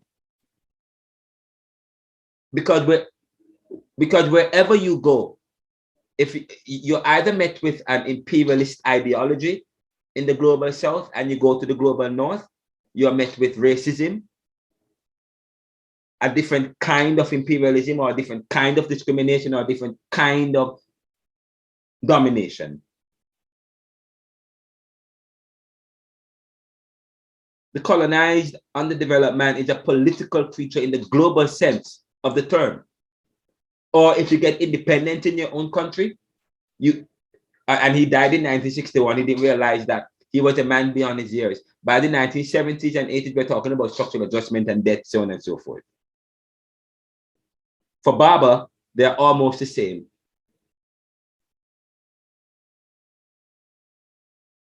Sorry, the post-colonialist, Homi Bhabha, agrees, asserting that the globalized world that we now live in contains what? Vestiges of the colonized colonist world. Vestiges that spill over, or different tropes, or how it's built. As we move toward a century with independence and so on, it's reordered in a way that where people still have their domination over others. There's nowhere you can turn. For Bhabha, they are almost the same as the elitist structure society for their benefit alone by committing violence, systematically exploiting labor and distorting humanity through the Manchian applications. We concluded previously that the neoliberal world is a compartmentalized world, divided into two and inhabited by different species, the rich and the poor, the haves and the have-not, blacks and whites, elites and dumb masses, etc., east and west, south and north, developing and non-developing, or the developed and developing, etc. In effect, neoliberal globalization duplicitously, you know the word duplicity comes from hypocrisy. Duplicity, you don't practice what you preach. Duplicitously practices what it preaches against. Duplicitously practices what it preaches against. And according to David Henry, neoliberalism proposes to advance the well-being of all through the promotion of free market enterprise, private property, and individualism, and its actual consequences, the restoration of class power. It proposes that neoliberal globalization proposes to advance the well-being of all through the promotion of what? Free market enterprise, private property, and individualism, and however, the actual consequences, the restoration of class power. Essentially, since the resurgence of liberal capitalism on the global scale, mid to late 1970s, class power has increased. And if you look at income inequality, income inequality has worsened. Income inequality. If you look at the Gini coefficient studies income inequality in society. And this book, the first couple of chapters in this book, looks at the Gini coefficient, which tells you what it looks at income inequality in society. And lately it has worsened. And the more income inequality, the more crime and violence. Essentially, since the resurgence of liberal capitalism on the global scale, class power has increased and developments have been unevenly distributed geographically and demographically. Geographically and demographically. Again, essentially, since the resurgence of liberal capitalism on the global scale, class power has increased since the mid-1970s. Class power has increased and developments have been unevenly distributed geographically. Notice the word geographically and demographically. In other words, so distribution of wealth and reach and so on is based not only in terms of where you live, but in terms of your ethnicities, or your race, or the makeup of the population. The makeup of the population determines how much wealth is in that population, or within that region, or among those peoples. The Jamaicans negotiated their independence without taking back their wealth, or the Caribbean. Their capital was drained and transported as royalties overseas to the global elites, while many of their peoples fell further into abject poverty. What was necessary was not just negotiated independence, but a redistribution of the wealth. Again, let me say this again. The Jamaicans negotiated their independence without taking back their wealth. Their capital was drained and transported as royalties overseas to the global elites, while many of their peoples fell further into abject poverty. What was necessary was not negotiated independence, but a redistribution of the wealth, a pre-accumulation of capital that had eluded them for decades. The redistribution of wealth required a revolution of strategy and force because, as Martin Luther King Jr. observed, the oppressors do not willingly share what they stole, but it must be taken by the oppressed. The question for consideration is how Fanon's ideas apply to the de- and recolonization and the neoliberal globalization experience of Jamaica. My own observations are oriented by my own interest in the political economy of decolonization and neoliberal globalization. Jamaica's independence is a myth. I continue by saying Jamaica's independence is a myth because they are still hopelessly dependent on outsiders for their survival. Decolonization paved the way for neoliberal globalization. Again, decolonization. So when we talk about, oh, we were praising decolonization, but it paved the way for neoliberal globalization. This means that we must reassess the influence of the Martinican psychiatrist and political scientist Frantz Fanon on radical Caribbean thought from the 1960s to the 70s. Because the British granted Jamaica's independence on British terms. The British what? Granted Jamaica's independence on British terms. And the Jamaican did not take it by violence or force as the culmination of a militant popular anti-colonial mobilization. Hence, it was not independent at all, but a myth created jointly by the colonial powers and the middle class nationalist leaders. Again, the middle class nationalist leaders, the nouveau rich. Let me say it again. Hence, it was not independent at all, but a myth created jointly by the colonial powers and the middle class nationalist leaders of the Fanon type, the nouveau rich. The British sought to maintain the essence of the colonial status quo, while the nationalists merely wished to substitute their formal authority for that of the colonial rulers with all the trappings and prerequisites of office that it brought. This was to cripple the collective capacity of the Jamaican people to forge a new society in the post-colonial era. Mainstream political leaders were indisputably Anglophiles in their personal, political, and philosophical orientations. They lustily sang, "God save the Queen" at political meetings, and believed in the inherent superiority of Westminster institutions. Being free, independent men was limited to a desire to take their rightful places as equal members of the British Empire and not equal members of the world. And we go on and on and on. Barbados, like Jamaica during the 1960s, was the scene of social strivings surrounding the Black Power and the Black Power movement and radicalism in general in the 1960s, Barbados.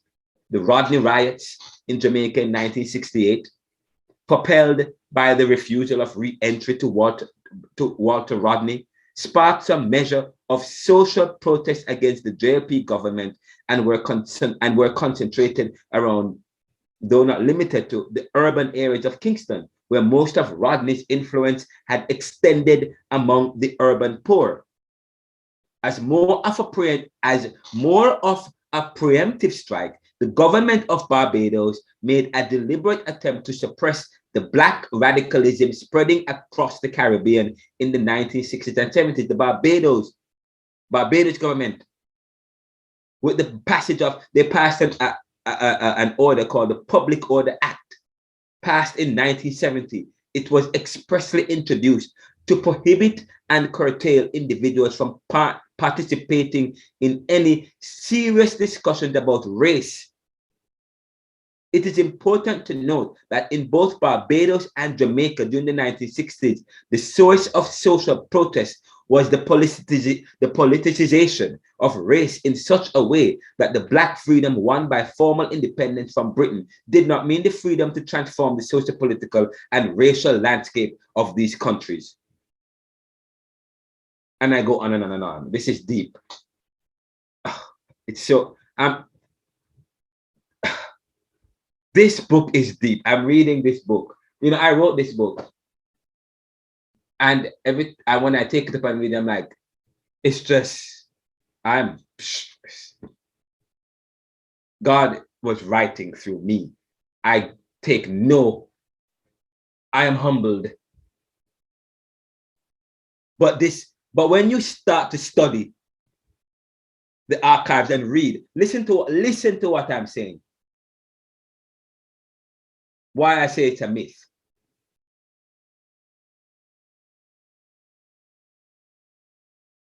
As that where am I here? I said, where is it? I gotta go back here. I said passed in 1970. We're talking about the Public Order Act passed by Barbados. It was why was it? It was introduced. Why? Why was it introduced? To prohibit and to curtail individuals from what? From participating in any serious discussions about race. It is important to note that in both Barbados and Jamaica during the 1960s, the source of social protest was the politicization of race in such a way that Black freedom won by formal independence from Britain did not mean when they got independence, it didn't mean the freedom to transform the socio-political and racial landscape of these countries. They still wanted to practice race. They were still, they just wanted to have their own countries.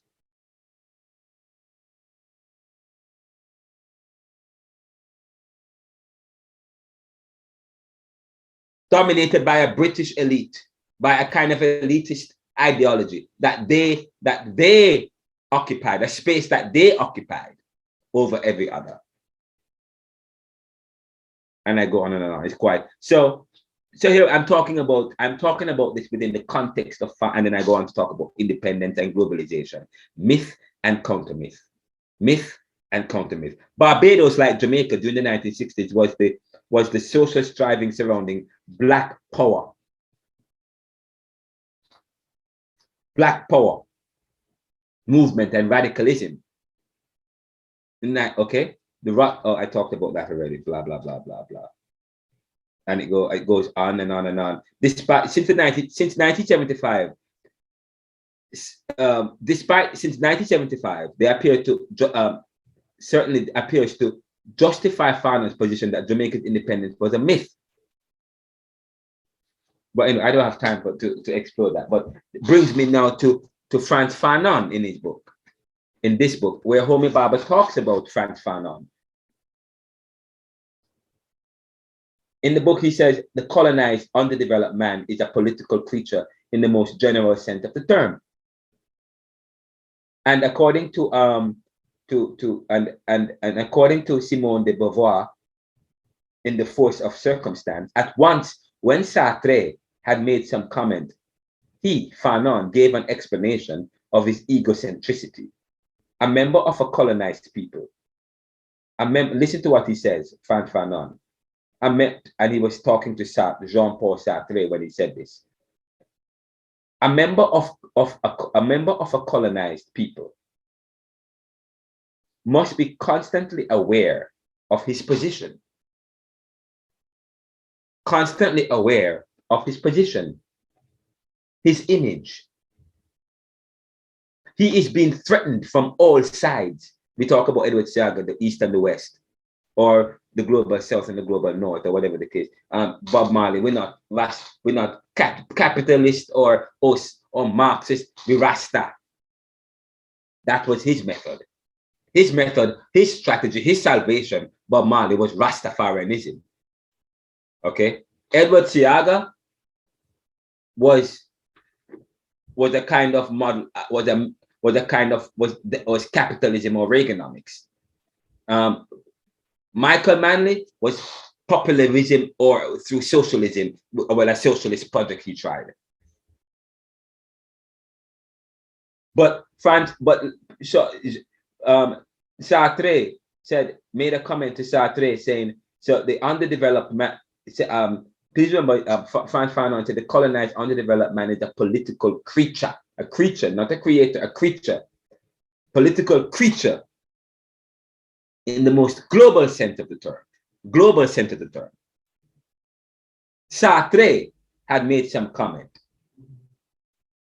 He, Fanon, gave an explanation of his egocentricity, his ego. He said, a member of a colonized people, that's Frantz Fanon, must be constantly aware of his position, his image. Because, he is always being defined. He's always been, look at Jean Morant, look at Kyrie Irving. People are always, look at, so this is important, why Sartre would say that. The colonized man is a political creature in the global sense, wherever you are, wherever you turn. He can never become what he is not, but what he is supposed to be. He can never become what he is not, but what he will never, what he was never supposed to be. Again, he can never become what he is not, but what he is supposed. He can never become what he is not, but what he was never supposed to be. But if he is never supposed to be what he is not, why should he become that?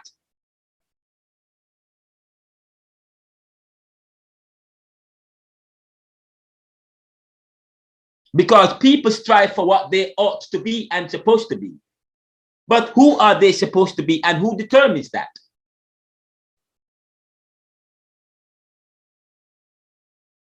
But we live in a competitive world.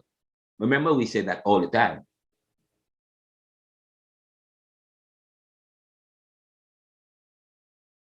This is powerful. This is powerful, man. So you have to, so yes. This is important. Wherever you are, wherever you go, a member of a colonized people must be constantly aware of his position, his image. Why? Because he is threatened from all sides. All sides. Especially when you live in a reordered world. Within a Western world, he finds himself within a Western world where he was not supposed to be. But we are told that when you are in Rome, you live as the Romans do.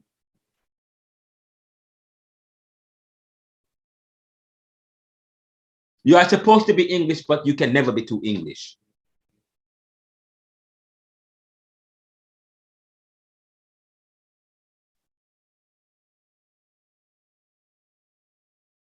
He is being threatened from all sides. Impossible to forget for an instant the need to keep up one's defenses, the need to keep up one. Courses like this is a response to this. When you do post-colonialism, Pan-Africanism, Caribbean political theory or political thought, Caribbean theology, courses like these are very important because they speak to this issue. The issue that he is being threatened from all sides. When you do Caribbean thought, you're doing Fanonism. You're responding to Fanon. Fanon said that he gave an explanation of his egocentricity. He's egocentric. Why are we so egocentric? Why Renaldo so egocentric? He's always talking about himself and talking about his book and talk. We were never talked about We were not important. And we have to write our own history. Let it be written for you as it was, as is and was the case. You know, when you study control, how do people control? They control you by first redefining you, telling you what you are not. People must be constantly aware of his position, his image, the colonized. He is being threatened from all sides. Impossible to forget for an instant the need to keep up one's defenses. You know why these courses are important? It is a way to, you have to constantly keep up the need to keep up one's defenses. Now, that's Frantz Fanon. Frantz Fanon, the legend in America, starts with the story of his death. Frantz Fanon, legend in America, starts with the story of his death in Washington on December 6, 1961. So he was in Washington when he died. Despite his reluctance to be treated in that country of lynchers, he's suspicious. Notice what I just read just now. There's a reason, okay, about his egocentricity, and you know, he's suspicious of the nurses. He's suspicious of his medical team. He's suspicious of the doctors. This is 1961, and he's been treated for leukemia, and he's suspicious. Despite his reluctance to be treated in that country of lynchers, that's what we call them, Fanon was advised that his only chance of survival lay in seeking the leukemia treatment available at the National Institute of Health in Bethesda, Maryland. Now, who accompanied Frantz Fanon? A CIA officer stricken with leukemia, finds himself in Washington being treated for leukemia. He didn't want to go there, but he went there because that was the only place where he could get the treatment he needed. Which is kind of, I mean, and then you fast forward to today, 21st century. In the 21st century, you still find the same thing happening where people still need to travel to the global south for the treatment they need, because it's not available in the global south, or in some places. It's not available in Black communities. In Black communities, you have to go outside to get the treatment, or in some communities where you have a preponderance of Black people or people of color. No matter where you are, I said to, you know, one of my professors, Professor Martin Oppenheimer, who wrote the book, The State of Modern Society, this book, very important. He said, when you study post-industrial societies, or societies where that was once where our former colonial masters are, and those in America, or countries that had colonies and those who still have colonies, post-industrial countries of the global north. When you look at those societies, and those societies where you have some amount of people of color, people who are of the post-colonial, people who were former colonized, vulnerable groups, whatever the case is, Black, brown, people of color. When you look at those communities, those cities, those places and spaces where you find people dominated by Black and brown and by an experience that comes from colonization, it looks just like the Caribbean, in a sense, dominated by the post-colonial subject. Wherever you find a preponderance of post-colonial subject, you find lack, you find struggle. Yes?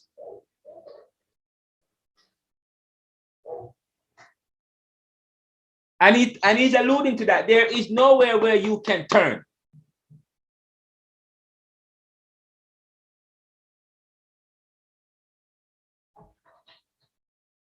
But anyway, he finds himself in Maryland, Frantz Fanon, accompanied by CIA case officer, provided by the American embassy in Tunis. They flew to Washington, changing planes in Rome, where he met Jean-Paul Sartre, but he was too sick to utter a single word. A few days later, on August 3, Fanon was admitted to the hospital as Ibrahim Fanon, a supposedly Libyan nom de guerre.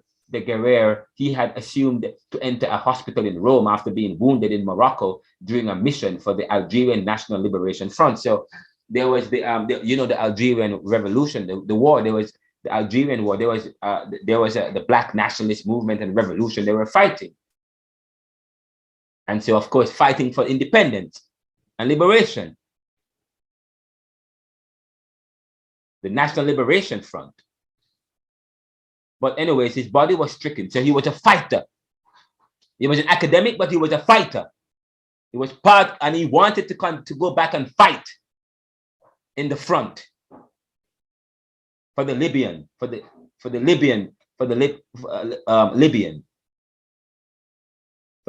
or with the Libyans. His body was stricken, but his fighting days were not quite over. He resisted his death minute by minute. A friend reported from his bedside as his political opinions and beliefs turned into the delirious fantasies of a mind raging against the dying of the light. He was dying. Somebody was by his bedside, and the person reported that his hatred of racist Americans now turned into a distrust of the nursing staff. His hatred for racist Americans turned inward into a distrust of the nursing staff. And he awoke on his last morning, having probably had a blood transfusion through the night, obsessed with the idea that they put me through the washing machine last night. His death was inevitable. We did everything we could, his doctor reported later. But in 1961, there wasn't much you could do, especially when he came to us late. Perhaps it was writing of the wretched of the earth in a feverish spurt between April and July of 1961 that contributed to his fatal delay. When his wife, Josie Fanon, read him the enthusiastic early reviews of the book he wrote, this book, he could only say, "That won't give me back my bone marrow." On the day of his death, the French police seized copies of his book, The Wretched of the Earth, from the Paris bookshops. After his death, Simone de Beauvoir remembered seeing Fanon's photograph all over Paris for a couple of weeks. On some cover of some magazine, on Jean Afrique, in the window of the Maspero bookstore. Younger, calmer than I'd ever seen him, and very handsome. You see, we're talking about France. You see how France has always been in some we talk about Haiti. Here they are now seizing Frantz Fanon's book. As a colonized person must constantly be aware of his image. Jealousy protects his position.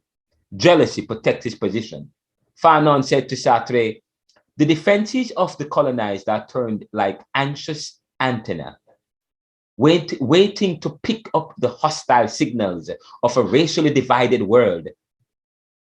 In the process, the colonized acquire a peculiar visceral intelligence dedicated to the survival of body and spirit." Fanon's two most influential books, Black Skin, White Masks, and The Wretched of the Earth, evoke the concrete and contrasting worlds of colonial racism as experienced in metropolitan France in the 1950s and during the anti-colonial Algerian War of Liberation a decade later.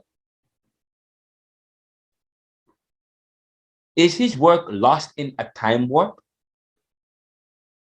Is his impassioned plea that the third world must start over a new history of man merely a vain hope?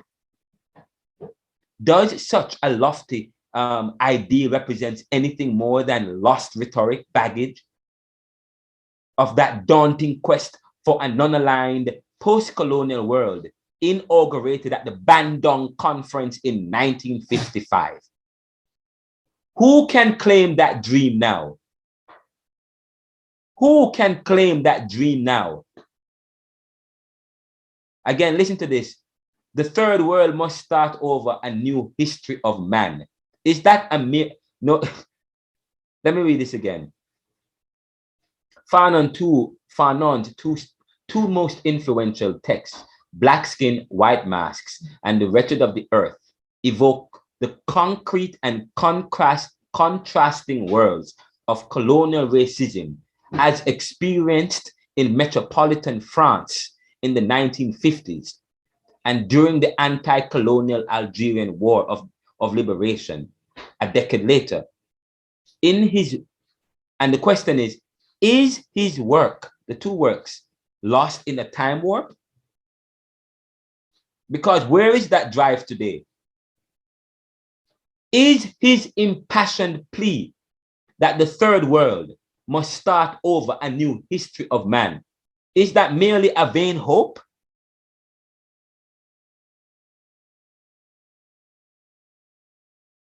Does such a lofty ideal, this new history of man, does such a lofty ideal, does it represent anything more than the lost rhetorical baggage? The lost rhetorical baggage. The lost rhetorical baggage. Notice the word lost. Vain hope and lost. This history of a new man. The third world must start over. A new history of man. Is that merely a vain hope? Is that a lofty ideal that represents nothing more than the lost rhetorical baggage of that daunting quest for a non-aligned post-colonial world inaugurated at the Bandung Conference in 1955? Who can claim that dream now? Yes, because we talked about, now you see how I'm repetitive? You see how all these people, when you read them, it's like the same thing over and over. And how they, look at what did I say when I was reading Homi Bhabha, Location of Culture? What did I say? What did I say in the part looking back, moving forward, notes on vernacular cosmopolitanism? Homi Bhabha, I was not one of midnight's children. My belated birth some years ago after the midnight hour that marked India's tryst with freedom absent me from that epical narrative. I was not there to witness the emergence of India and Pakistan, their independence, born together from a cleft womb, blah, blah, blah, so on and so forth. In a small way, my early life was caught on the crossroads that marked the end of an empire. The post-colonial drive towards this new horizon. What is this new horizon that she's getting at? Frantz Fanon.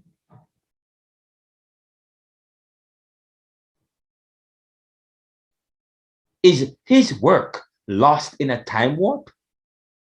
Is his impassioned plea that the third world must start over a new history of man, is that merely a vain hope? Is that a lofty ideal representing anything more than just a rhetoric? Is it just rhetorical baggage? You know, when they had rhetorical baggage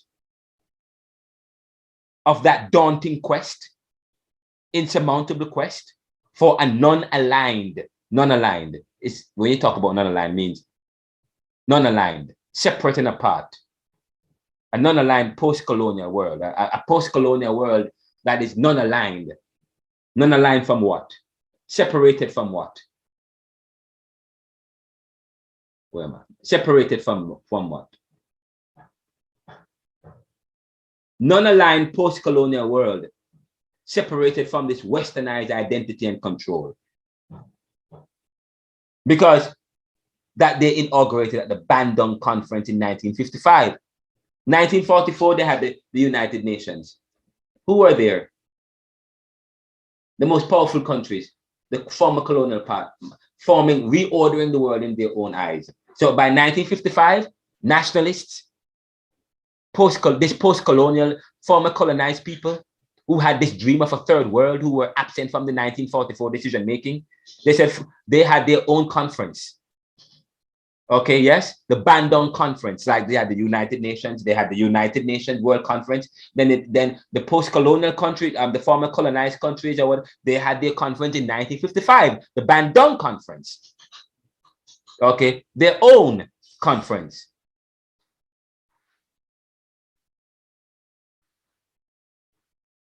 But where is that dream now? Where is that dream of that new world? They all formulated their own independent countries and became part of that United Nations, a nation with strategy that was reordering the world in their own interest and for their own interest and for themselves. Whatever happened to the Bandung Conference? What is its position in the world? What credibility does it have today? How active is this? Is the Bandung country? How active are they? This non-aligned post-colonial. Who can claim that dream now?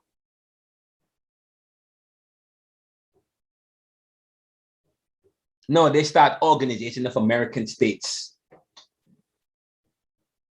But anyways, who can claim that dream now? Did that dream, was it replaced by a Caribbean conference called the Caribbean Community? Was it replaced by an organization, American State, which is now trying to disrupt the Caribbean community? Who can claim that dream now? Who still waits in the antechamber of history? Did Fanon's ideas die with the decline and dissolution of the Black Power movement in America? Buried with Steve Biko in South Africa? Or were they born again when the Berlin Wall was dismantled and the new South Africa took its place on the world stage? Questions, ellipses, ... ellipses. As we catch the religiosity in Fanon's language of revolutionary wrath, the last shall be first. The almighty body of violence rearing up, and run it together with its description of the widening circle of national unity as reaching the boiling point in a way that is reminiscent of a religious brotherhood, a church of a mystical doctrine. We find ourselves both forewarned and wary of the ethno-nationalist religious conflicts of our own time. The religious conflicts of our own times. We talk about, I talk about Garveyism, and I even critique Garveyism as part of this imperialist structure, and even talk about George Padmore. George Padmore nationalism as against Garvey's or Garveyite nationalism. What kind of nationalism Garvey wanted? What kind of nationalism that George Padmore promoted? Okay.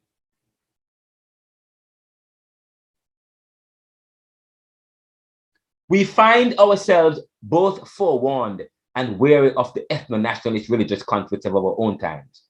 When we hear Fanon say that for the people, only fellow nationals are ever owned the truth.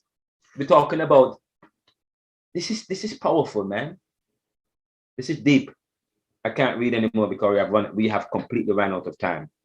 It goes on and on and on. I'm going to end this Fanon. I'm going to end right here by saying the colonized man, the colonized, underdeveloped man is today a political creature in the most global sense. Fanon writes in The Wretched of the Earth, and it is my purpose almost half a century later to ask what might be saved from Fanon's ethics and politics of decolonization, to help us reflect on globalization in our own sense of the term. Because he never experienced globalization when he was writing what he was writing. Yet, I said to you, Fanon was beyond his years, because that's exactly what happened when you speed on further on to half a century later. Homi Bhabha writes in the foreword of the translated version of Wretched of the Earth, the foreword, which was translated by Richard Philcox. He said, it must seem ironic. It must seem ironic. Irony. It must seem ironic, even absurd at first, to search for associations and intersections between decolonization and globalization. Talk about decolonization and globalization. Parallels will be pushing the analogy. When decolonization had the dream of a third world of free post-colonial nations, that was the dream, firmly on its horizon, whereas globalization gazes at the nation through the back mirror as it speeds towards the strategic denationalization of state sovereignty. The global aspirations of third world national thinking belong to the internationalist tradition of socialism, Marxism, humanism. This course is in the humanities. Whereas the dominant forces of contemporary globalization tend to subscribe to free market ideas and enshrine ideologies of neoliberal technocrat elitism. Globalization propagates a world made up of virtual transnational domains and wired communities that live vividly through webs and connectivities online. In what way then can the once colonized woman or man become figures of instructions for our own global entry? What time is it? Wait, class has ended? Yes, sir. And nobody said anything. Did some people? Was listening, sir. How many people are still in the class? 8 persons. This is what I don't like. I'm telling you that. People just leave the class and don't say, "Hey, sir, it's 10 o'clock. I gotta go." I find that to be quite disrespectful. I am telling you that.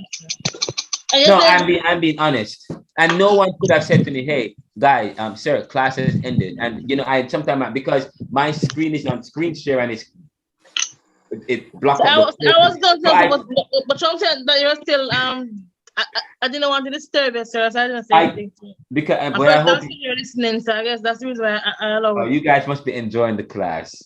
So I cannot believe that you guys. I mean, if I cannot see the time because I'm sharing my screen and it was bold. It was like it took up the whole. It was maximized, and so I didn't realize that it was so at the time. Oh, and I didn't even realize my clock is an hour behind. So I didn't realize that it was. No, we still have 10 people on here, but I'm going to wrap up now. Guys, give me 5 minutes. We only have one more week left, and I really let me wrap up my final point then, because okay, sir. I was going to make a powerful point. I want to make the point. There's a I wrote an article about something very important.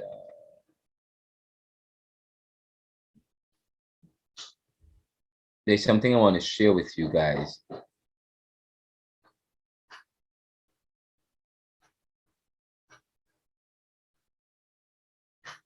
There is something I want to share with you guys. If I say to you, if I tell a quiet group, if I say to a group, don't everybody speak all at once. Oh, okay, let's talk about don't everybody speak at once. And or coming home to a big mess and saying it's great to be back. Coming home to a big mess and saying it's great to be back.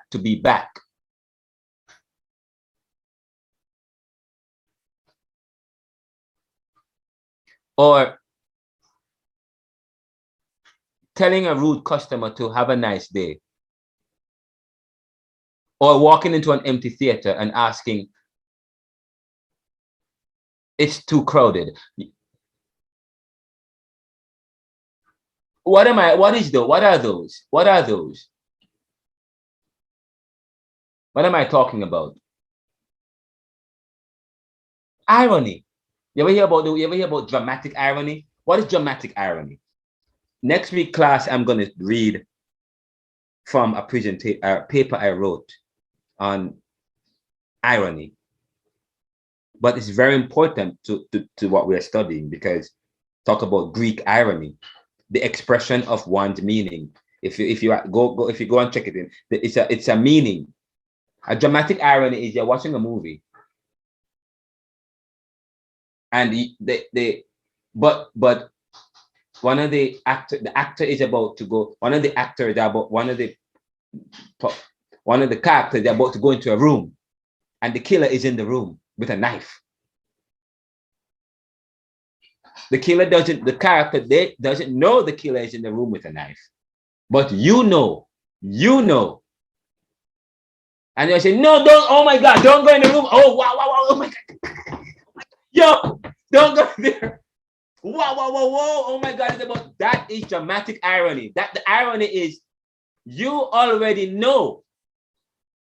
You're watching the movie, but you know what's going to happen next. You know that there is somebody in the room waiting for the character. You already know, but he does not know, and he's about to walk in the room. That's dramatic irony.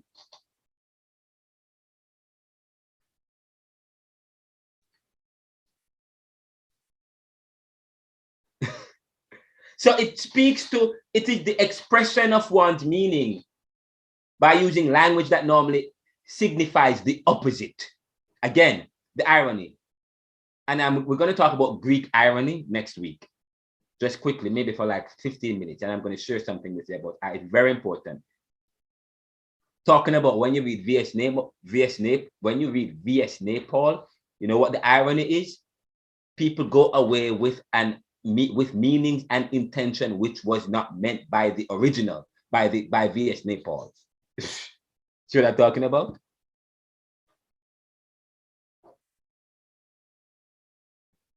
A state of affairs or an event that seems deliberately contrary to what one expects and is often amusing as a result. It's a literary technique. I'm going to talk about that. I wrote an article about that. I'm going to share that with you.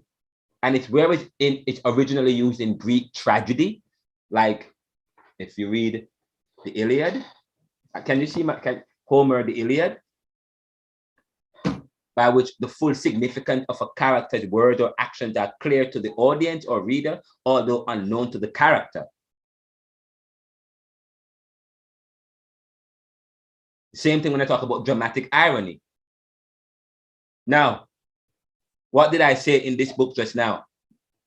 What did I read just as I wrap up this segment? It's very important, because I will ask you this particular section in the exam. I'm telling you this will be in your exam.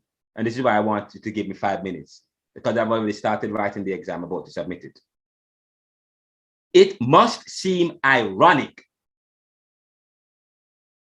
And notice I said the colonized, underdeveloped man is today a political creature in the most global sense of the term. I said to you, if the Caribbean people, the Caribbean nationalists realized what was happening and brewing, if they knew what happened in 1944, okay, or if they knew what was going to happen by 1970, yes, globalization happening.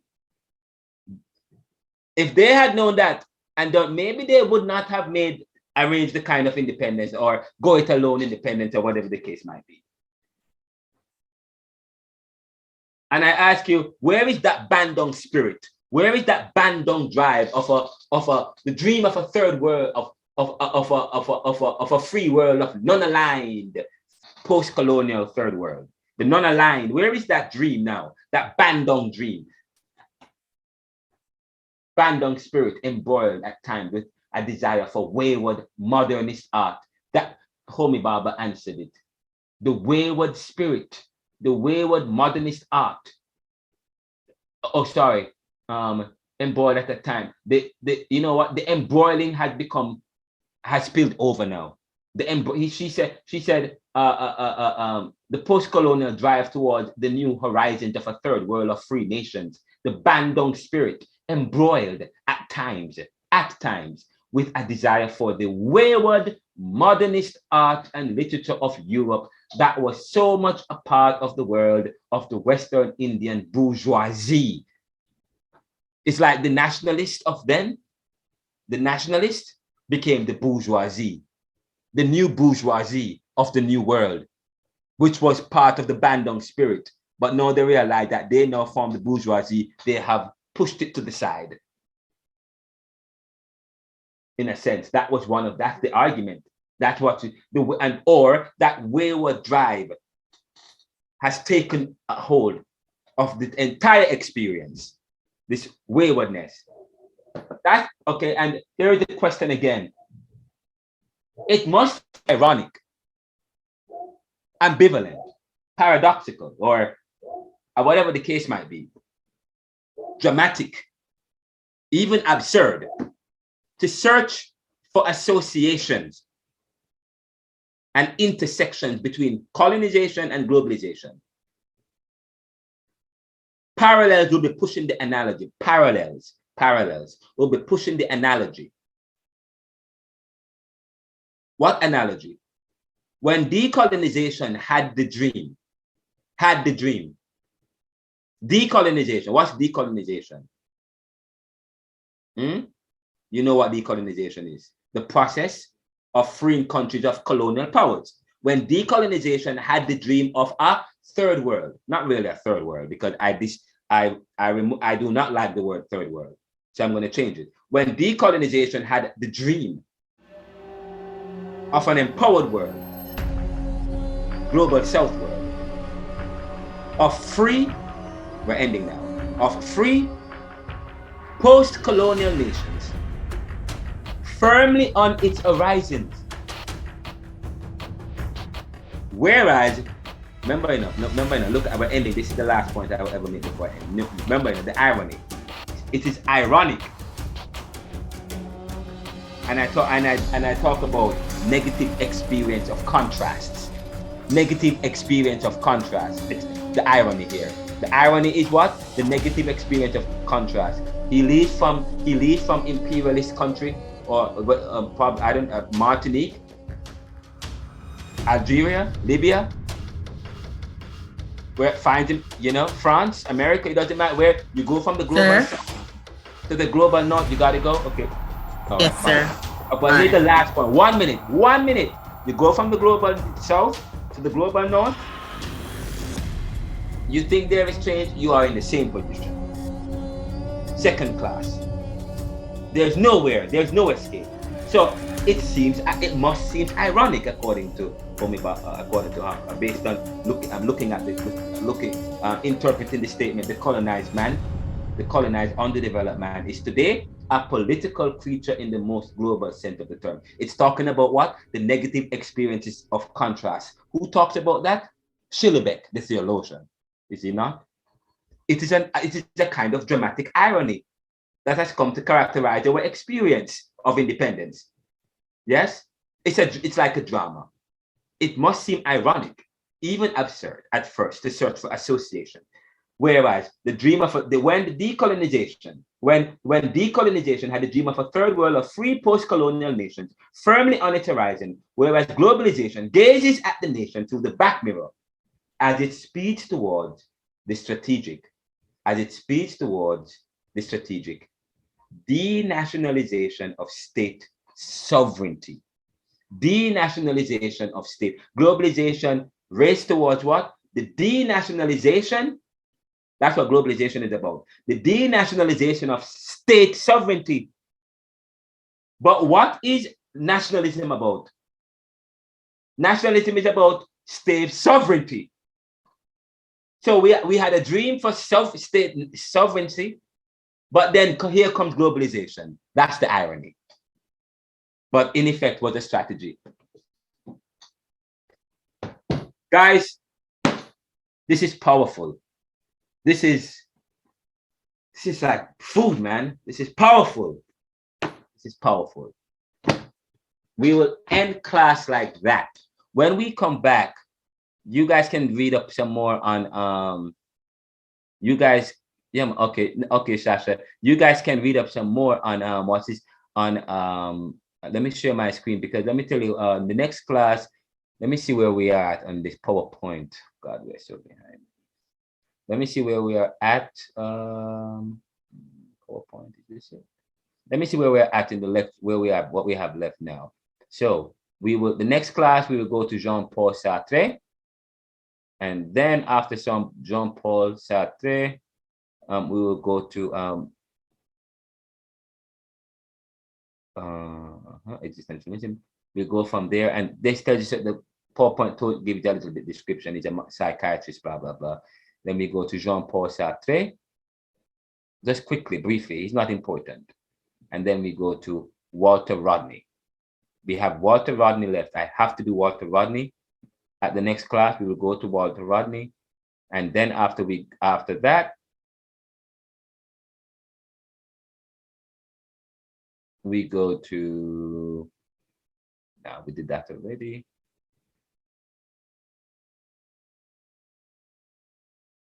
That's the last lecture right there. To do that.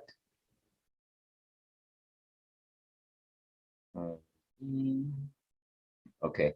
All right. We will have a discussion on corruption, and I have this PowerPoint slide which goes up to 66, and we just finished slide 28, and we have 66 slides, and corruption is not even on it.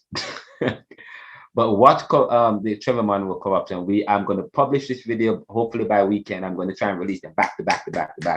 I'm going to try and release these tonight, the 2 last week, and then of course, and we have 2 this week. Okay. But thank you guys, and I hope you have a great week. I hope you guys are working on your life and death. And as I said to one student, ask if they have to do the essay. The essay is a must. The final essay paper is a must. 25 pages. The group work essay is a must. And then the reflection paper, interaction paper on life and death. Some people are saying, do we have to do that? And I'm saying what we need to do, yes, do it as a group work. But what you could do is you could use your imagination and highlight some of the concepts that speaks to what we're doing here. If your interaction, no, you take whatever slant you want. You can interact with the film. You can interact with a speaker. You can interact with a point that you will utilize. You are going to build on in your 25-page essay to make it easier for you. So some of your reflections on the film could include some of your part of your final essay paper. Yeah, there's a way around it so as to minimize any extra work. Okay, that's one of the ways you can do it. Okay, guys. Sir. I just took out the timetable for exam, and I realized that on the 24th, they have a Caribbean Thought exam. The first exam is Caribbean Thought exam. I think, hold on there. I think I saw theology as well. No, sorry, social. But theology is it Tuesday, so they have like a week left before. We'll talk with the theology student tomorrow about that. Oh, thanks for giving me an update. And then of course, Caribbean Thought. Usually I do a quiz. I send out a quiz and have you guys complete the quiz. So I'm going to also do the same thing with what I did with the last. I'm going to do a quiz, send out a quiz, and just do the quiz and send it back. Yeah. So it's best to get on the quiz this week, and then I can send it back to you by Saturday, Sunday. So you can be marked by Monday. I can go through it. Yes, no, but I don't want them to be distracted because I want them to still work. Okay, fine, we could do that. But Monday and Thursday class, and then exams are the following Monday. The following Monday. Okay. They don't have enough time to do the quiz. Okay, fine. I'll do. Yes, thank you for telling me. And some of the questions on it will be couched in the videos because I really wanted to go back and rewatch some of the points that we have made. Okay. Thank you, guys. What good, and we'll talk next week. All right. All right, so good night. Yeah, man. Hold on, maximize this. Am I still sharing my screen? Oh, I didn't realize. Stop share the screen. All right, there we go. And now we can end.